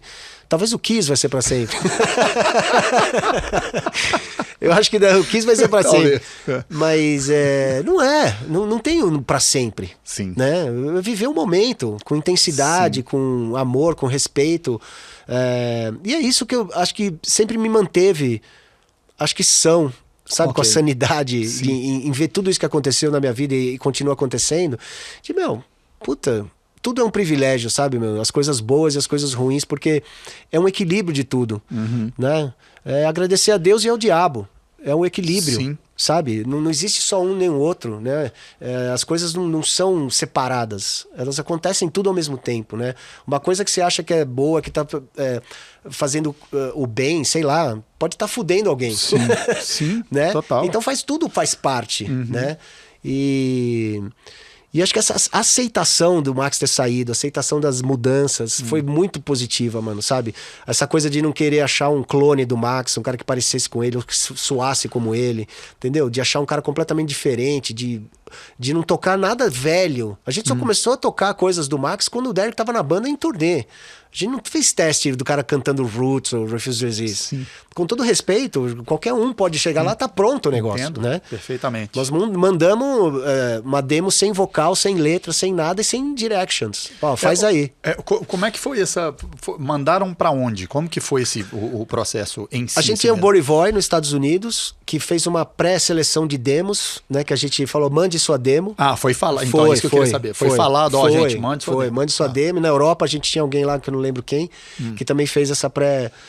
E o Derek foi uma sugestão do Mike Gitter, que trabalhava no Roadrunner também, que conhecia o Derek. E a gente teve algumas sugestões pessoais, assim, sabe? E o Derek foi uma delas. E a gente curtiu muito o que ele fez na Choke. O Chuck Billy do Testament fez um teste também na Choke. O Phil Damon também, que era do Machine Head, também fez. Entre outros caras aqui no Brasil também, enfim. A gente realmente abriu as possibilidades, né? Queria achar alguém novo, né? E o Derek foi o que mais mostrou. Foi muito louco. O cara falou, eu tenho um cara aqui, que é um cara gente boa, um puta vocalista. But he's black. O cara falou, ok, so. Porque, mano, você vê um negão assim no metal é muito raro, né? Raríssimo. Sim. Você vê assim, né? E sendo americano, o cara colocou isso na bandeja, né? Porque assim, não só nos Estados Unidos, aqui é uma questão. O racismo velado no Brasil é impressionante. Mas, porra, porque o cara era preto, não vai estar na banda, não sei o quê. Ele mostrou todas as características, possibilidades de futuro. Ele veio pro Brasil, ficou 2 semanas aqui com a gente, a conexão. O Derek é uma pessoa fenomenal, né? Um coração gigantesco. E o Derek cresceu demais, né? Da primeira vez que, ele evoluiu assim muito. E é um cara que percebe as coisas, sabe? Ele é um pouco devagar, mas dá um empurrão, ele vai. Que Mr. Green. Você, nessa época de transição grande, que a gente tá falando, né, tudo intenso acontecendo e tal, e você lidando com esse desapego, com essa coisa de tem que move on, né? Você, em algum momento, passou pela sua cabeça, tipo assim, não, cara, a parada tá muito pesada, eu vou de fato fazer outra coisa, eu vou procurar uma outra parada. Você acha que, né, quando você mencionou essas coisas de outros business, né, de tentar outros investimentos, seja o que for, você acha que teve um pouco disso, de tipo, puta, mano, tô aqui agora com essa idade, filho, né, família... Será que eu entro numas de fazer uma outra coisa? Foi meio isso mesmo, aquela ideia de você ter uma garantia e poder tocar. Isso não existe, assim, mano. Mas passou por isso, você teve que passar por isso. Tanto mesmo. é que, a gente, eu e a Patrícia entramos numa roubada, né? De querer fazer uma casa de show em São Paulo, com 2 outros sócios. Gastamos uma puta grana. Depois, assim que chegaram, então. É isso? Quando na volta. Desse processo de volta, né? Entre 98, 99, 2000, mais ou menos, né? A gente queria abrir uma casa de show lá na Zona Leste. Foi um projeto que evoluiu até, com planta, começaram até as bate, estaca e tudo, mas nada a ver com a gente, mano. Projeto, sujeira, política, suborno. Suborno não, mas tipo... Sim. Né, molha a mão aqui, molha a mão ali, não sei o quê. os sócios também não eram as pessoas certas, enfim. Também foi um processo desastroso, mas muito educativo. A gente aprendeu demais. E o que eu mais guardo com carinho desse processo é que eu não me separei da minha mulher, né? Porque a gente trabalhou junto nesse processo. Você sabe que, quando você entra num negócio desse, a coisa pode degringolar pessoalmente, não sei o quê. Mas a gente sempre foi muito unido, muito consciente, né? Daquilo que a gente fez de errado e de certo, enfim. E sobrevivemos a isso, né? Eu perdi minha casa nos Estados Unidos, né, em dívida, e um monte de coisa que eu tive que fazer aqui. E foi um processo muito difícil, foi uma época dificílima, meu. Tem uma época ali que a gente tinha grana pra botar gasolina no carro, pra, sei lá, comer fora, fazer alguma coisa. Meio que uma coisa muito... A Roadrunner chegou a suspender o nosso contrato, né? Durante uns meses, porque o Case Wessels foi lá em San Diego ver a gente ensaiar pra ver como é que tava. É antes do Derek isso, né? Estavam fazendo trio. E eu era o vocalista, entre aspas. Eu tava fazendo a voz lá, a gente fazendo demo, só coisa nova. E o Case Wessels ficou desesperado, né? Entendi. Que bosta é essa, mano? Né? E aí ele deu um chacoalhão na gira, ó, o contrato tá suspenso. Só que ele não dispensou o Sepultura. O que pra mim mostrou que eles tinham ainda interesse. Não vai deixar o Sepultura largado aí pra qualquer um pegar, né? Eles tinham um contrato ainda, etc. Mas eles podiam falar, ó, não quero mais, see you later. Então foi meio uma chacoalhada mesmo. Foi uma chacoalhada, tipo, ó. Né? Vamos fazer. Aí que a gente percebeu, pô, a gente precisa de mais um cara, a gente precisa de mais uma pessoa aqui, etc. E começamos a procurar alguém. Saquei. E aí, depois quando, né, vira quase que meio que tipo uma volta e uma volta pro zero, assim, né? De certa forma, né? Tipo assim, nossa, vamos começar uma outra parada, total. Né, tanto é que a gente até pensou em mudar o nome, começar uma coisa diferente e tudo. E foi legal que o Todd Singerman, que foi o nosso empresário naquela época, ele comprou essa briga, entendeu? Os outros empresários falaram, mas vocês são loucos, mano, vai jogar esse nome fora, mano? Não, nem fudendo, eu não quero fazer. E o Todd sempre falou, não, se vocês quiserem fazer, vamos em frente. E o Todd ajudou muito a gente, ele foi fundamental. Então. Tava ali, muito tipo com assim, a gente. Mano, vamos fazer o que tiver que fazer. Fomos atrás de produtor novo pro disco, né? Achamos o Derek, enfim, todo aquele processo que o Todd participou muito intensamente. E como que foi o processo de composição desse primeiro, né, logo após? Assim? Eu e o Igor, tipo, fazendo um riff, jamming. Fazendo riff, gravando ainda com aquela coisa meio roots, né? O Against tem 16 músicas, tem jam, tem coisa instrumental, tem não sei o quê. Pós-roots, assim, né? Então a gente tava ainda naquele... Mas fomos pro Japão, né? Em vez de usar a percussão brasileira, mais do mesmo, a gente foi pra outra percussão. Que a gente tava muito nesse espírito, sabe, mano? Vocalista tem que ser diferente, tem que ser um cara novo, tem que ser um presente novo. Mas né? cara, abrindo um parêntese de novo, assim, é muito doido... porque é muito contrário ao que se imagina. Pensa, né? O que se espera, né? Cara, porque vocês o tempo inteiro, e o Sepultura eu sempre admirei isso desde antes, depois de ter tocado na banda, enquanto eu tocava. Isso pra mim é uma parada muito foda, assim. Tanto é que você viu, você entrou na banda, mano, você liberdade geral. É isso que eu tô dizendo. Você traz o que é você, né? E o risco, a busca do desconforto, de ir pra coisas que você não sabe o que vai dar. Essa ambição, né? Essa parada de ir mexer numa coisa que você não sabe, velho. É muito fascinante olhar de fora, assim, porque não é o caminho que se espera, né? Tipo assim, o que se espera é, tipo, velho, eu vou fazer uma coisa meio igual você falou, vou achar um cara que é mais parecido com o outro, vamos meio que manter aqui. Você vê que tem bandas que foram por esse caminho. Sim. Sei lá, o Journey, né? Achou um cara que canta igualzinho, cara.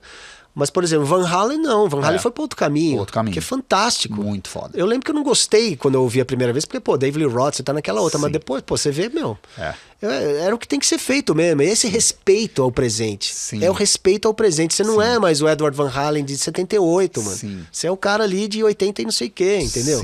É a mesma coisa com a gente. Não adianta, mano. Você tem que dar chance a você crescer. E não ficar preso na época da sua vida, que você vai ficar lá pra sempre, né? Sim, e essa época não vai conectar de novo igual conectou, né? Lógico então, que não. Assim... E eu acho que é meio um erro que o Max faz até hoje, de tentar buscar aquilo ainda. Ficar sabe? naquele mesmo... roots, aquela coisa, não sei o quê, mano, sabe? Falando as mesmas coisas. Concordo. Toda entrevista que ele faz, ele tá sempre falando o mesmo assunto, sabe, mano? Uma coisa que, move on. Né? O cara tem tanta chance de fazer coisa diferente com uma galera, mano, sabe? Sem dúvidas. Mas pensando assim, acho que tem muito a ver com esse lugar, com esse ímpeto, sabe? Porque é o caminho mais difícil, aliás. Aceitação e não ter medo da mudança. Exato. As pessoas têm pavor da mudança. Pavor. Não pode mudar. Mas como é que você chegou aqui? Com várias mudanças, sim, né? Sim. Então não existe isso. A mudança ela faz parte. Tudo isso. muda, mano. Assim... São Paulo já foi o maior do clube do mundo, mano. Hoje... Tava esperando que horas que ia chegar. As coisas mudam. Saudades. Mas nesse momento, voltando para onde a gente estava ali, o Derek, então, ele já entrou com as coisas já escritas? Pois é. A gente já tava bastante coisa escrita. Musical já tava quase toda... Só que é o seguinte, quando ele entrou... Puta, o negócio clicou muito mais. Eu lembro que a gente escreveu Against num dos primeiros ensaios com ele. Foi surreal, foi muito legal. A gente tava ensaiando na casa do Caniço, do Raimundos. Sim. Ele emprestou pra gente lá em Alphaville, mano. Sim. Um calor dos infernos, mano. Assim, e a gente lá tocando num quartinho fechado. E um clima foda, mano. Assim, deu pra sentir que o Derek era o cara, sabe? Que massa. A primeira semana foi uma bosta que ele veio pro Brasil. Puta, não saía nada. Falei, putz, mano. Aí o Derek foi com o Paulo pra praia passar o fim de semana. Entendi. Tomou caipirinha, tomou todas, voltou todo queimado. Ficava assim, oh man, Brazilian sun. A partir dali, cara, parecia que ele virou brasileiro. Sabe, ele começou a entender um pouco do que era a gente, jeito. Não sei o quê. Saiu um pouco daquela coisa do vocalista pra enjoy, né? Enfim, curtir um pouco. E, pô, o primeiro ensaio, quando ele voltou lá do Paulo, ali do litoral, a gente escreveu a Grants junto. Assim, foi foda. E deu pra perceber que, porra, realmente faltava esse elemento a mais, sabe?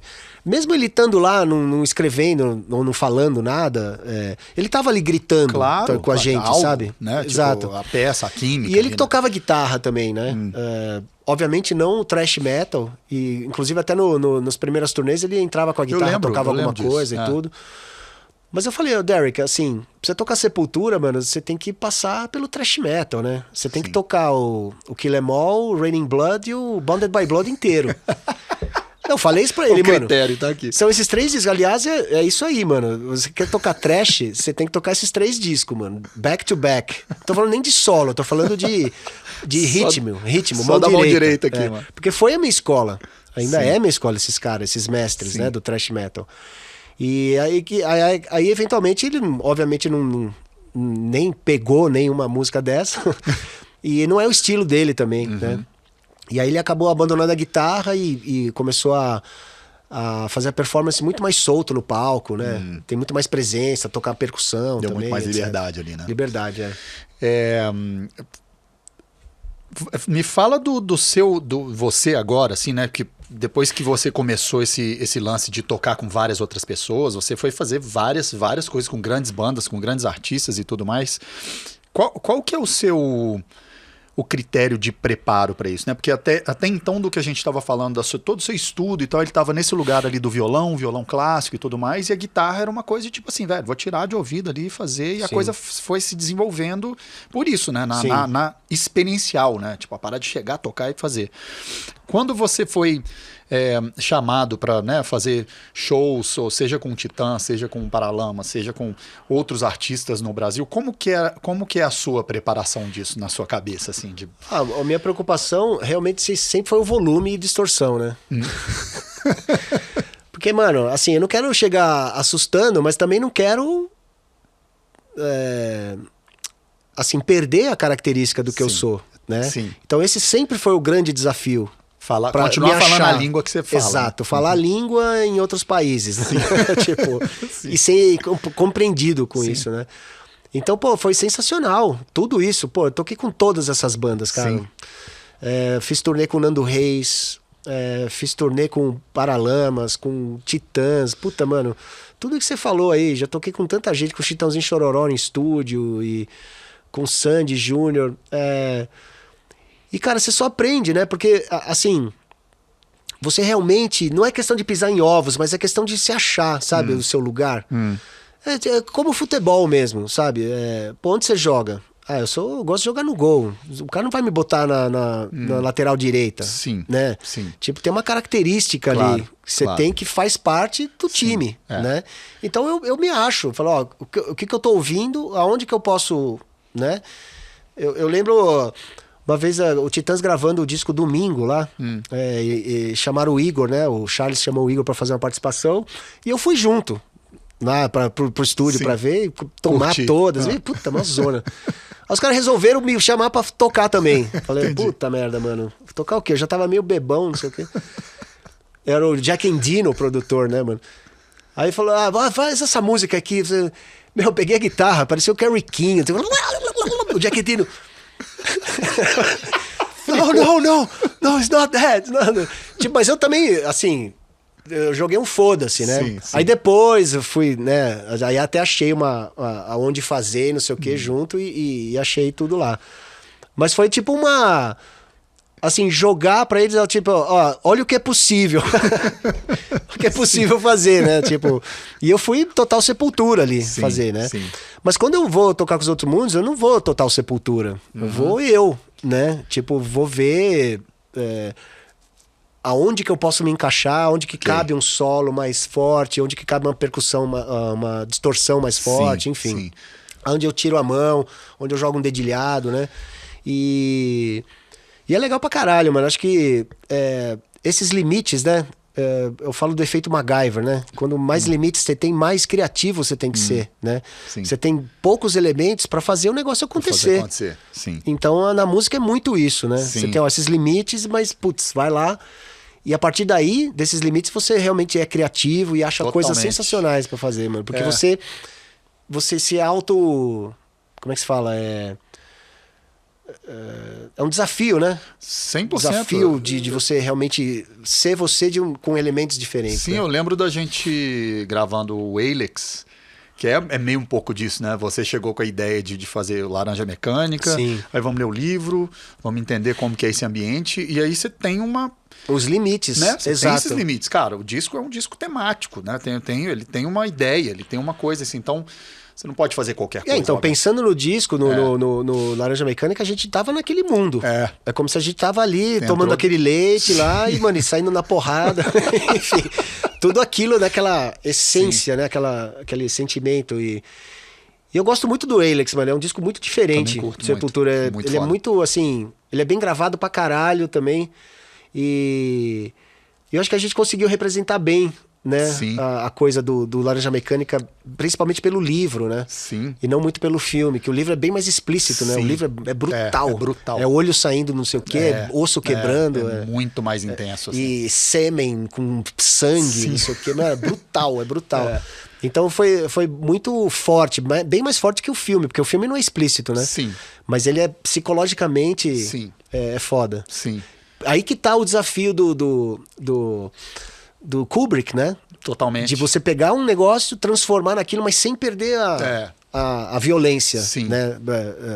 Do negócio. E dentro daqueles limites, né? A mesma coisa. Dentro daqueles que brincar limites, com esses limites, exato, né? O que tem. Essa parada aqui é o que tem e a gente vai fazer dentro disso aqui, né? E também eu acho que isso corrobora com o que a gente estava falando lá, né? Que mais uma vez, né? Esse disco... porque a gente está falando dele, mas assim, chegou nesse mesmo lugar também, que é o Sepultura, essa banda de novo, passando por um processo novo, porque foi o primeiro disco comigo, o Igor tinha saído, então, tipo assim, em momento algum, nem você, nem o Paulo, nem Derek, nem ninguém chegou a mencionar algo de que teria que fazer alguma coisa. O Igor não faria isso, hein, mano? Mas é tipo isso, né? É um pouco isso, se a gente for pensar. Cara, mas mesmo nas músicas antigas, por exemplo, cada um toca Inner Self de um jeito. Sim. Você tem a sua maneira, o Eloy tem a dele, o Igor tem a dele. Sim. E, cara, sempre respeitamos isso. Sim. Não é porque o Igor fez de uma forma que tem que ser aquilo. Claro. E é legal você desenvolver isso, porque a gente tá tocando todo dia, a gente tá na turnê e, porra, tem coisas que aparecem, alguns improvisos, né? Alguma coisa que acaba ficando com a música. Vai construindo junto, assim, né? E isso que é interessante, mano. Não é porque a gente gravou em 89 que a música é aquela. Claro. Não, a música é ali onde a gente tá fazendo naquele momento, né? E no thrash metal é tão raro e tão difícil você ter improvisos e coisas assim, né? Sim. Que eu tenho muito apreço por isso, sabe? Por essas coisas. E quando um baterista, principalmente baterista, Porque muda completamente o pulso, né? Muda as coisas, assim. Sim. Um chimbal aqui, outro ali, muda completamente. Outro ambiente. Principalmente com baterista, eu sempre curti isso, sabe? Puta, como é que ele vai fazer a Inner Self? Como é que vai fazer a Rise? Como é que vai fazer não sei o que? Aquelas coisas mais antigas, né? Sim. E é sempre legal, sempre a música evolui pra mim, sabe? Ela não tá regredindo, ela tá evoluindo. Sim, né? Deixa a música viva, de certa forma, né? Viva, total. Tá constantemente... E deixa a sua característica, né? Claro. O Jean tocava a Inner Self assim, a Inner Self dele, entendeu? O Eloy tem a dele. Mas não deixa de ser Inner Self, é a música, né? Sim. E assim... E a gente se adapta, né? Eu e o Paulo, a gente vai pegando ali, encaixa, pum, foi. Sim, mas é louco como que você conseguiu manter, né? Manter essa... Mesmo depois de todos esses traumas e coisas que foram acontecendo e tudo mais, você ainda conseguir manter essa busca pelo desafio. Sim. Porque isso que você está falando, né? É muito claro para você, porque você deixou isso ser a parada, o viés, né? Sim. Mas igual a gente estava falando antes, não é a coisa mais comum, não é o que se espera, né? O que se espera é o contrário. Não, eu vejo histórias ali, sei lá, o Achilles Priester, né?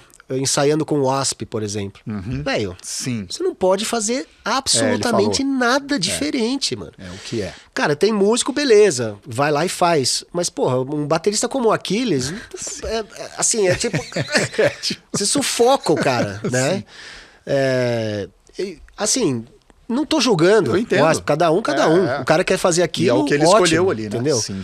Mas, realmente, tem que ser um músico específico para fazer aquilo, não um Aquiles. Né? Aqui vai chamar o Aquiles para fazer que o Peter Criss tava fazendo. Eu amo o Peter Criss também. Mas você vê o Eric Singer, ele tá fazendo o que o Peter Criss tá fazendo. Sim. E eu acho que é uma... ali, ó, você tem que fazer o Peter, você não é o Eric Singer, você é o Peter Criss. Sim.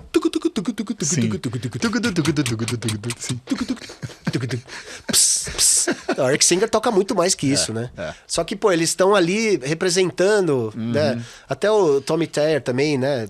Tenta imitar o Ace Frehley e tudo. Tem todo um contexto. Porque quando ali. eles não tinham a máscara, pô, você vê o Eric Singer tocando, é fantástico, mano. Puta batera, né? Mesmo no Kiss, né? Fazendo as coisas, não sei o quê. Então, quando eles voltaram com essa make-up, eles voltaram com essa proposta. Com essa proposta. E, alright, whatever. Totalmente. Mas com Sepultura nunca foi assim, né? A gente nunca... Eu, pelo menos, nunca gostei de ficar preso a uma certa data ou a certo momento. A sensação que me dá é que você está constantemente em evolução. E eu acho isso muito foda. Não, mas pensa, né? Porque você está muito aberto a abraçar esse desconforto. Mas, cara, vida é isso, mano. Assim, você tá vivo. O privilégio da vida é esse. Porque pra mim, o privilégio da vida é estar vivo, né? De estar tendo essas experiências e por que você vai escolher uma época da sua vida pra ficar parado? Tipo, escolhi ficar aqui, vou ficar aqui. Não, gostei de 88, vou ficar lá. Tipo, mano, não existe isso, entendeu? Usar a mesma roupa, usar aquelas coisas e escuta a mesma coisa e come a mesma coisa. Isso aqui, sabe, mano? Enfim, a gente viaja o mundo. Conhece gente diferente, países diferentes e tudo. Você vai mudar, mano. E você precisa mudar, né? Você precisa evoluir, né, mano? E, pô, o privilégio de ser um artista, de ser um músico que viaja o mundo, puta, não tem comparação, mano. Total.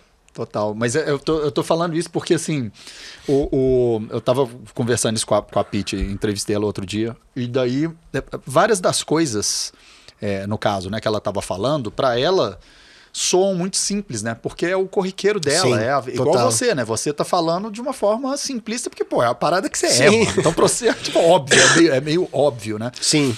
Mas pra quem tá escutando, ou pra alguém que tá buscando uma carreira, ou se desenvolvendo, né, como artista, assim, não é a coisa mais óbvia. Não é, cara, porque quando você começa, você fica muito preocupado com a opinião dos outros, né? Sim. Não que ela não seja... A opinião, ela é importante, mas ela não é o fundamental.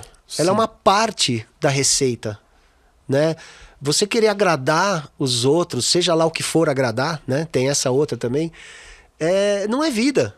Sim. Né? Você precisa ser influenciado pelas pessoas e não tentar agradá-las, né? Tipo, você sendo o que você é, mesmo sendo, sei lá, alguma coisa inoportuna pra alguém, essa pessoa tá aprendendo alguma coisa, né? Eu aprendi muito vendo esses Você sabe como é que é, mano? Esses gringos, principalmente, que saem gritando com todo mundo. Get the fuck out of here! That's my fucking stage! Velho, eu sempre detestei isso, sabe, mano? E muita gente acha que tem que ser assim. Sim. Entrou no business, tem que ser assim. Por quê? Porque é um exemplo que ele vê. Sim. Vê uma da galera. O cara trabalha pro Guns N' Roses, então o cara tem que gritar com todo mundo. Virou modus operandi, tipo... Porra, eu sempre, assim, prezei por um ambiente bom, cara, em turnê. Eu não sei se você lembra, né, cara? Assim, porra... Já é difícil pra caralho você tá em turnê. Tá longe de casa, longe de família. Pra que você vai ficar miserável, brigando com todo mundo? Sim. Sabe? Entrando no palco sem olhar pra cara do outro. Sim. Mano, eu sempre detestei isso. Achava uma palhaçada, velho, sabe? Sim. Coisa de criança, de escola, sabe? Uma tentativa... só rapidinho, sem querer te interromper, mas é uma tentativa de ter autoridade com esse grito, autoridade, né? Porque... Uma falta de respeito, falta na verdade, de respeito, né? Não precisa. Não precisa. Completamente desnecessário.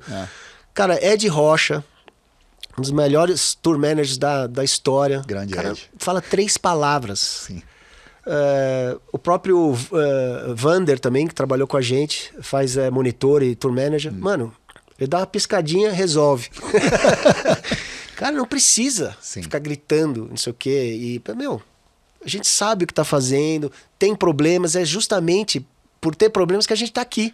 Sim. Né? Para resolver. Sim, sim. A gente tem a melhor equipe que a gente pode ter para isso, para resolver as coisas do dia a dia de uma turnê, que sempre acontece, mano. Vai estar lá acontecendo. Claro. O Eloy não quebrou a perna? Pois é. Né, lá, saindo do palco. Mano, tem que lidar com esse tipo de coisa, sabe? Não adianta ficar gritando, caralho, por que você quebrou a perna? Acontece, cara, acontece. Sim. A gente tá em vários tipos de situação em turnê, né? Mas, pô, a gente tá preparado, seguro de saúde, tem ali o tour manager que ligou pro hospital, chegou em 30 minutos, falou, meu, calma, vamos resolver. Temos isso aqui? Ok. Então vamos resolver, sabe? Coisa também lá, a médica ligou, né? Eu tava no Hellfest. A Patrícia, não sei o quê. Eu falei... Mano, assim, não fui quebrar camarim. Não fiquei chorando na frente de todo mundo, sabe? Desesperado. Mano, segura. A situação é delicada, delicadíssima. Mas, mano, eu tô aqui. Tô vivendo esse momento. Eu vou curtir o Hellfest. Não adianta eu ficar aqui porque eu tô... 30 horas de diferença. Sim. Eu vou chegar lá quando eu tiver que chegar. Mas enquanto eu não estiver lá, eu tô aqui. Sim. Vou curtir o show, vou fazer o show, vou falar com a médica, vou resolver. Quem que vai fazer? O Dante falou, o Jean, não sei o quê, o Jean Paton. Em 2 horas resolveu, mano. Assim... Por quê? Porque não teve estresse, não teve... assim, todo mundo solidário, obviamente, com a minha situação. Sim. E muita gente depois falou, cara, não acreditei do jeito que você lidou com o negócio ali. Se fosse eu teria feito... Mas não, pra quê? Sim. Aí você vai acabar, vai estar todo quebrado, frustrado, vai ter que resolver do mesmo jeito. Igual, né? O problema continua vai ter que ali, encarar do mesmo jeito, entendeu? Então, mano, é respirar. E a respiração tá salvando minha vida desde a pandemia, sabe? De fazer meditação com respiração consciente. Legal. Parei de beber, vai fazer 3 anos que eu não bebo mais nada, mano. 3 anos, não velho. Sabia. É mesmo? Que foda, mano. 3 anos, cara. Eu vou fazer dia 1º de março sem beber uma gota de álcool. Parabéns. Melhor coisa que eu fiz da minha vida, velho. De clarear a ideia. Eu fico muito feliz que a Patrícia pôde ver isso, presenciar isso. Foi 1 ano antes do diagnóstico, então nada conectado. Foi uma atitude que eu tive que ter. Você quis ter. E fiz, e foi a melhor coisa. Foi pré-pandemia, pré-câncer e etc, né? E... Então, mano, esse tipo de coisa é uma evolução, entendeu? De você falar, pô, já bebi pra cacete, tô com 50 e poucos anos... A partir de agora é só dar um rio. Se você não tiver fit, não vai aguentar a turnê, não vai aguentar a viagem, não vai aguentar 1h30 no palco, entendeu? Sim. Então, mano, assim, são atitudes e aquela coisa das coisas que vão passando, né? Que você tem que perceber e tem que tomar uma atitude realmente, tem que tomar uma direção, né? Sim. Então é isso, acho que é viver esse presente mesmo, sabe? E nada melhor que esse nome mesmo, né? É um presente que a gente tem, fato, né? É um privilégio. De fato. Como que até trazendo para esse assunto, aproveitando assim, me fala um pouco mais do seu dia a dia hoje, assim, né? Que você trouxe essa coisa da meditação, da respiração. Sim. Como que é o seu lance hoje, até em relação à sua... Tô fazendo pilates, mano. Que foda. Pilates é o que eu acho mais foda de todos. Sensacional. Sim. Cara, eu cheguei a fazer 10 minutos de prancha. Ó. É inacreditável, mas é muito mental. Sim. Muito. Sim. Faz parte de um processo de meditação também, sabe? Sem Não chega dúvidas. a uma yoga, mas é quase, né? Como se fosse aquela coisa do corpo e faz uma coisa, né, definida e focada.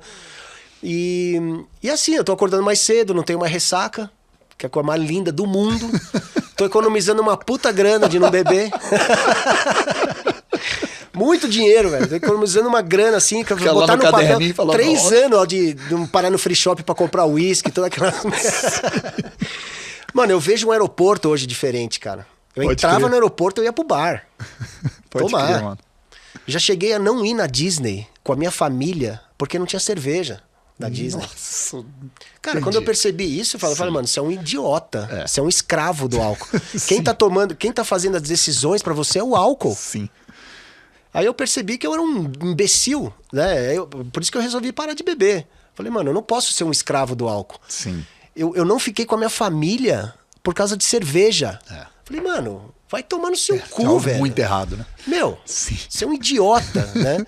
E, enfim, me clareou a cabeça, comecei a fazer... A pandemia me ajudou muito no aspecto de ter uma rotina em casa. Ok. Desde 1989 eu não ficava um ano dormindo na mesma cama, usando o mesmo banheiro e... Sim. Sacou? Era sempre em algum lugar. Você foi longe, né? Hã? Menos que isso, né? O quê? Que você ficava. Sim, Era sempre... Lá, 6 meses. Pois você deve ter ficado total. assim. Nesses... Então eu aproveitei muito isso para estudar. Eu parei de beber, comecei a fazer o Pilates. Eu tô com esse método que chama Wim Hof, né? Sim, que é de respiração e banho gelado e tudo que eu faço, sensacional. E... eu perdi peso, minha energia, né? Muito melhor e tudo, a cabeça mais tranquila. E lido com o lance do álcool tranquilamente, cara. Que sabe? foda. Backstage, festa, ano novo. Meu sogro lá com meu cunhado toma uns Você tá de boa ali enquanto a parada tá acontecendo. Tranquilaço. Por quê? Porque eu não fiz promessa quando eu parei de beber. Eu não dei limite de tempo. Falei, mano, é o dia a dia. Sim. Eu me sinto como se fosse 1º de março de 2020, quando eu parei de beber. Eu falei, é dia. Todo dia que eu me senti assim, não tem por que falar daqui a um ano, ou é pra sempre. Sim. Eu nunca falei pra sempre e nunca falei daqui a um ano, ou botei, sei lá, Santo Expedito, ou Santo Tricolor, ou fiz uma promessa pra Patrícia. Não fiz promessa pra ninguém. Falei, parei de beber. Pum. Mais nada. E tô aqui até hoje. De um dia pro outro, então. De um dia pro outro, cara. Foda. De um dia pro outro. Mas você acha que teve uma coisa, como é que eu digo, uma coisa antes disso de pensar e de... Não, teve um evento, né? Teve um evento na casa do meu cunhado, um churrasco, tomando todas e não sei o quê, e soltei os cachorros. Foi a coisa mais triste do mundo, brigar com família dessa forma. Entendi. Todo mundo, quase saí na mão com meu cunhado, enfim, horrível. Meus filhos, mulher... Foi cada um para um lado, eu voltei a pé para casa. Eu tinha, sei lá, uns 40 minutos andando. E nessa caminhada eu chamo a minha caminhada de Santiago, né? Era Emílio Malete ali na Zona Leste, mas ali eu pensei... Porque, mano, eu comecei a conversar comigo. Eu tava tão bêbado, mas ao mesmo tempo tão sóbrio. Foi a coisa mais esquisita do mundo, mano. Paradoxal. Eu andando assim, conversando comigo. Caralho, você é um idiota, você não foi na Disney. Você sabe, você foi no aeroporto, a primeira coisa, você é um imbecil do caralho, não sei o que, mano. Ali eu senti uma nuvem negra embora, assim, cara. Sério. Doideira. Quase que físico, assim, mano. Que doideira. Cheguei em casa, domingo foi um dia terrível, foi um sábado esse, né? Domingo foi um dia terrível, pior ressaca da minha vida. Isso aqui tinha 2 pregos na minha cabeça. Fui fazer o programa com o Johan ainda. Sem uma palavra. 89. Na segunda-feira, no almoço, falei, mano, chega, parei. Também se não tivesse falado isso, a Patrícia teria me chutado, né? Entendi. Ali, aquela época, ali, ou era aqui, ou era assim, porque foi feio o negócio. Entendi. E a partir dali, mano, foi sensacional, cara. Que foda, que doideira você ter, né, conseguir chegar nesse lugar. Cara, por total. você, assim, né? E também a melhor forma. E outra, também, né? outra coisa que eu percebia também, cara, todo lugar que eu ia, tinha que ter cerveja. Vou na casa do Jean. Pô, compra uma cerveja aí pro alemão. Uma dependência. Vou lá na casa do Chitão, do Chororó. Pô, tem que ter cerveja. Mas não é isso, né, mano? Sacou? Sim, demais. Não é, eu não vou lá pra tomar cerveja. Sim. Sabe, eu me senti... Quando começou a cair a ficha, eu me senti, puta, mano, que bosta isso, velho. Sabe, os caras me veem como quase como uma mercadoria, sei lá, não sei, um robô que precisa de cerveja para funcionar. Ok, sim. Sabe, que não vai importar o que eu vou lá fazer, ou vou conversar, ou não sei o quê, tem que ter cerveja. Eu falei, mano, chega, não é isso e pô, a melhor coisa, sabe, acho que o relacionamento com todo mundo, o exemplo, né, para os meus filhos. 100%. O Johan parou de beber também, que ele tava também indo nos caminhos aí. Enfim, eu acho que para mim ficou muito claro, né? Não teve conflito. Eu preciso parar de beber, velho. Senão você continuar esse imbecil que o álcool faz a escolha para mim. Sim. Que tipo de férias que a gente vai? Qual restaurante que a gente vai? O que a gente vai fazer amanhã? Ah, puta, não tem vinho. Como é que dá pra levar uma cerveja? Sim. Ah, porra, mano. Sacou? Sim. E como que você vê de agora pra frente, assim? Você é um cara que... Agora eu tô usando óculos, né, mas... tá cada vez mais difícil. Eu digo... Você é um cara que, né, depois disso tudo, assim... Agora você tem objetivos que você olha e você vai meio que desenhando. Com a banda, individualmente, também como pessoa. Como que é isso aí pra você? Mudou muito, né? Porque meu planejamento era ficar com a Patrícia pra sempre, né? Tipo, ficar veinho, ter neto, enfim.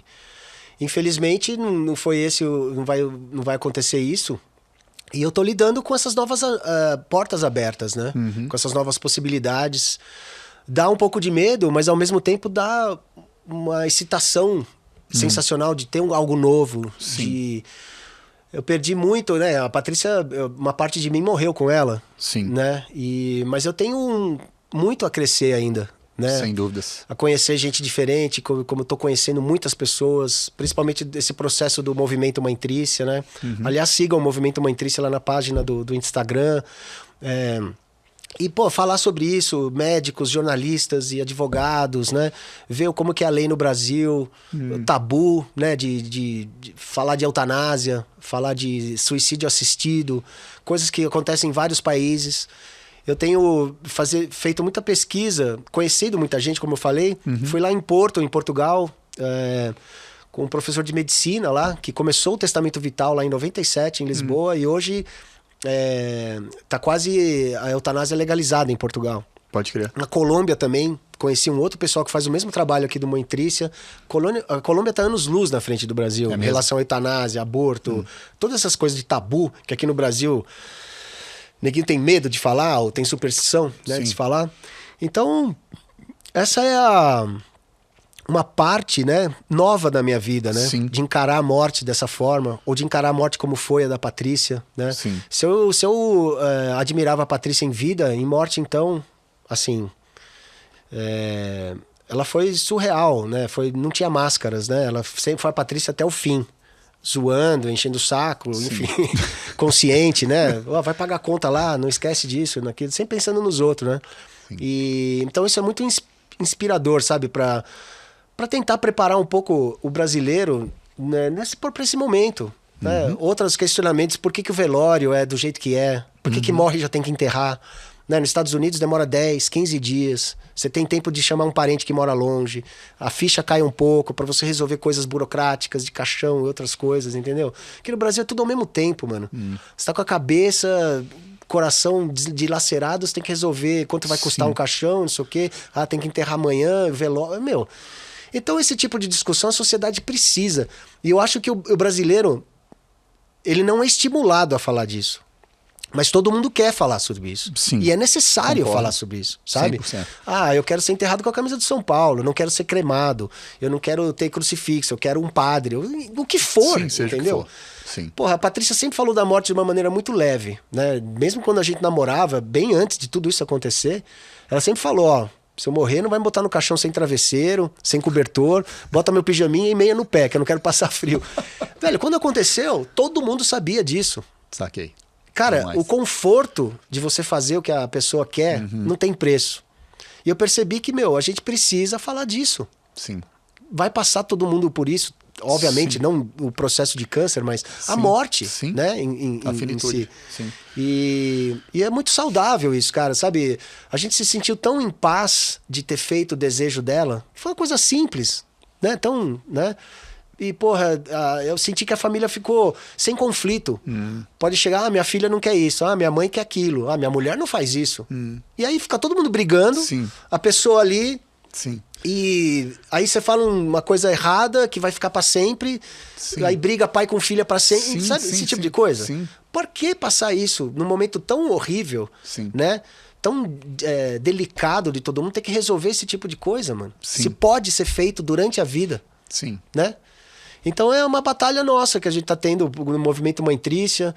Outros movimentos estão também, o Projeto Infinito, o Projeto Zelo, que também é uma coisa do funeral, de velório, que eles querem fazer parte também disso.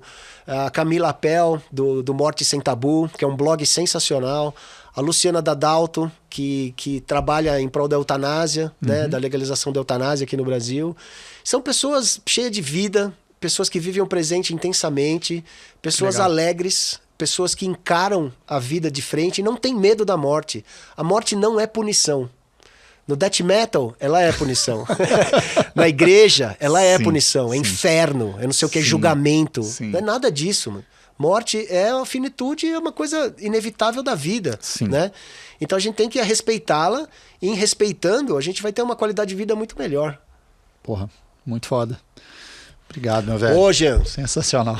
Obrigado você, cara. Prazer. Bom demais te ver. Bom falar com você. Bom escutar tudo isso. O mesmo aqui, viu, cara? É você é uma pessoa sensacional e um músico foda. Obrigado. E é muito legal, porque, pô, aquela época que você saiu do Sepultura, foi uma época difícil, né? Assim, pra gente, toda a organização. Ficamos 4 meses fora. Foi um momento muito delicado. E é bom ver você na música, né? Porque você não tinha outra coisa pra fazer também, né? Mas é legal que é um processo também que acho que foi um processo educativo pra todo mundo, né? Com certeza. Acho que todo mundo aprendeu muito daquilo e bom estar aqui com você e parabéns por tudo. Muito foda. Sensa. Mano. Foda. Sensacional, bicho. Porra.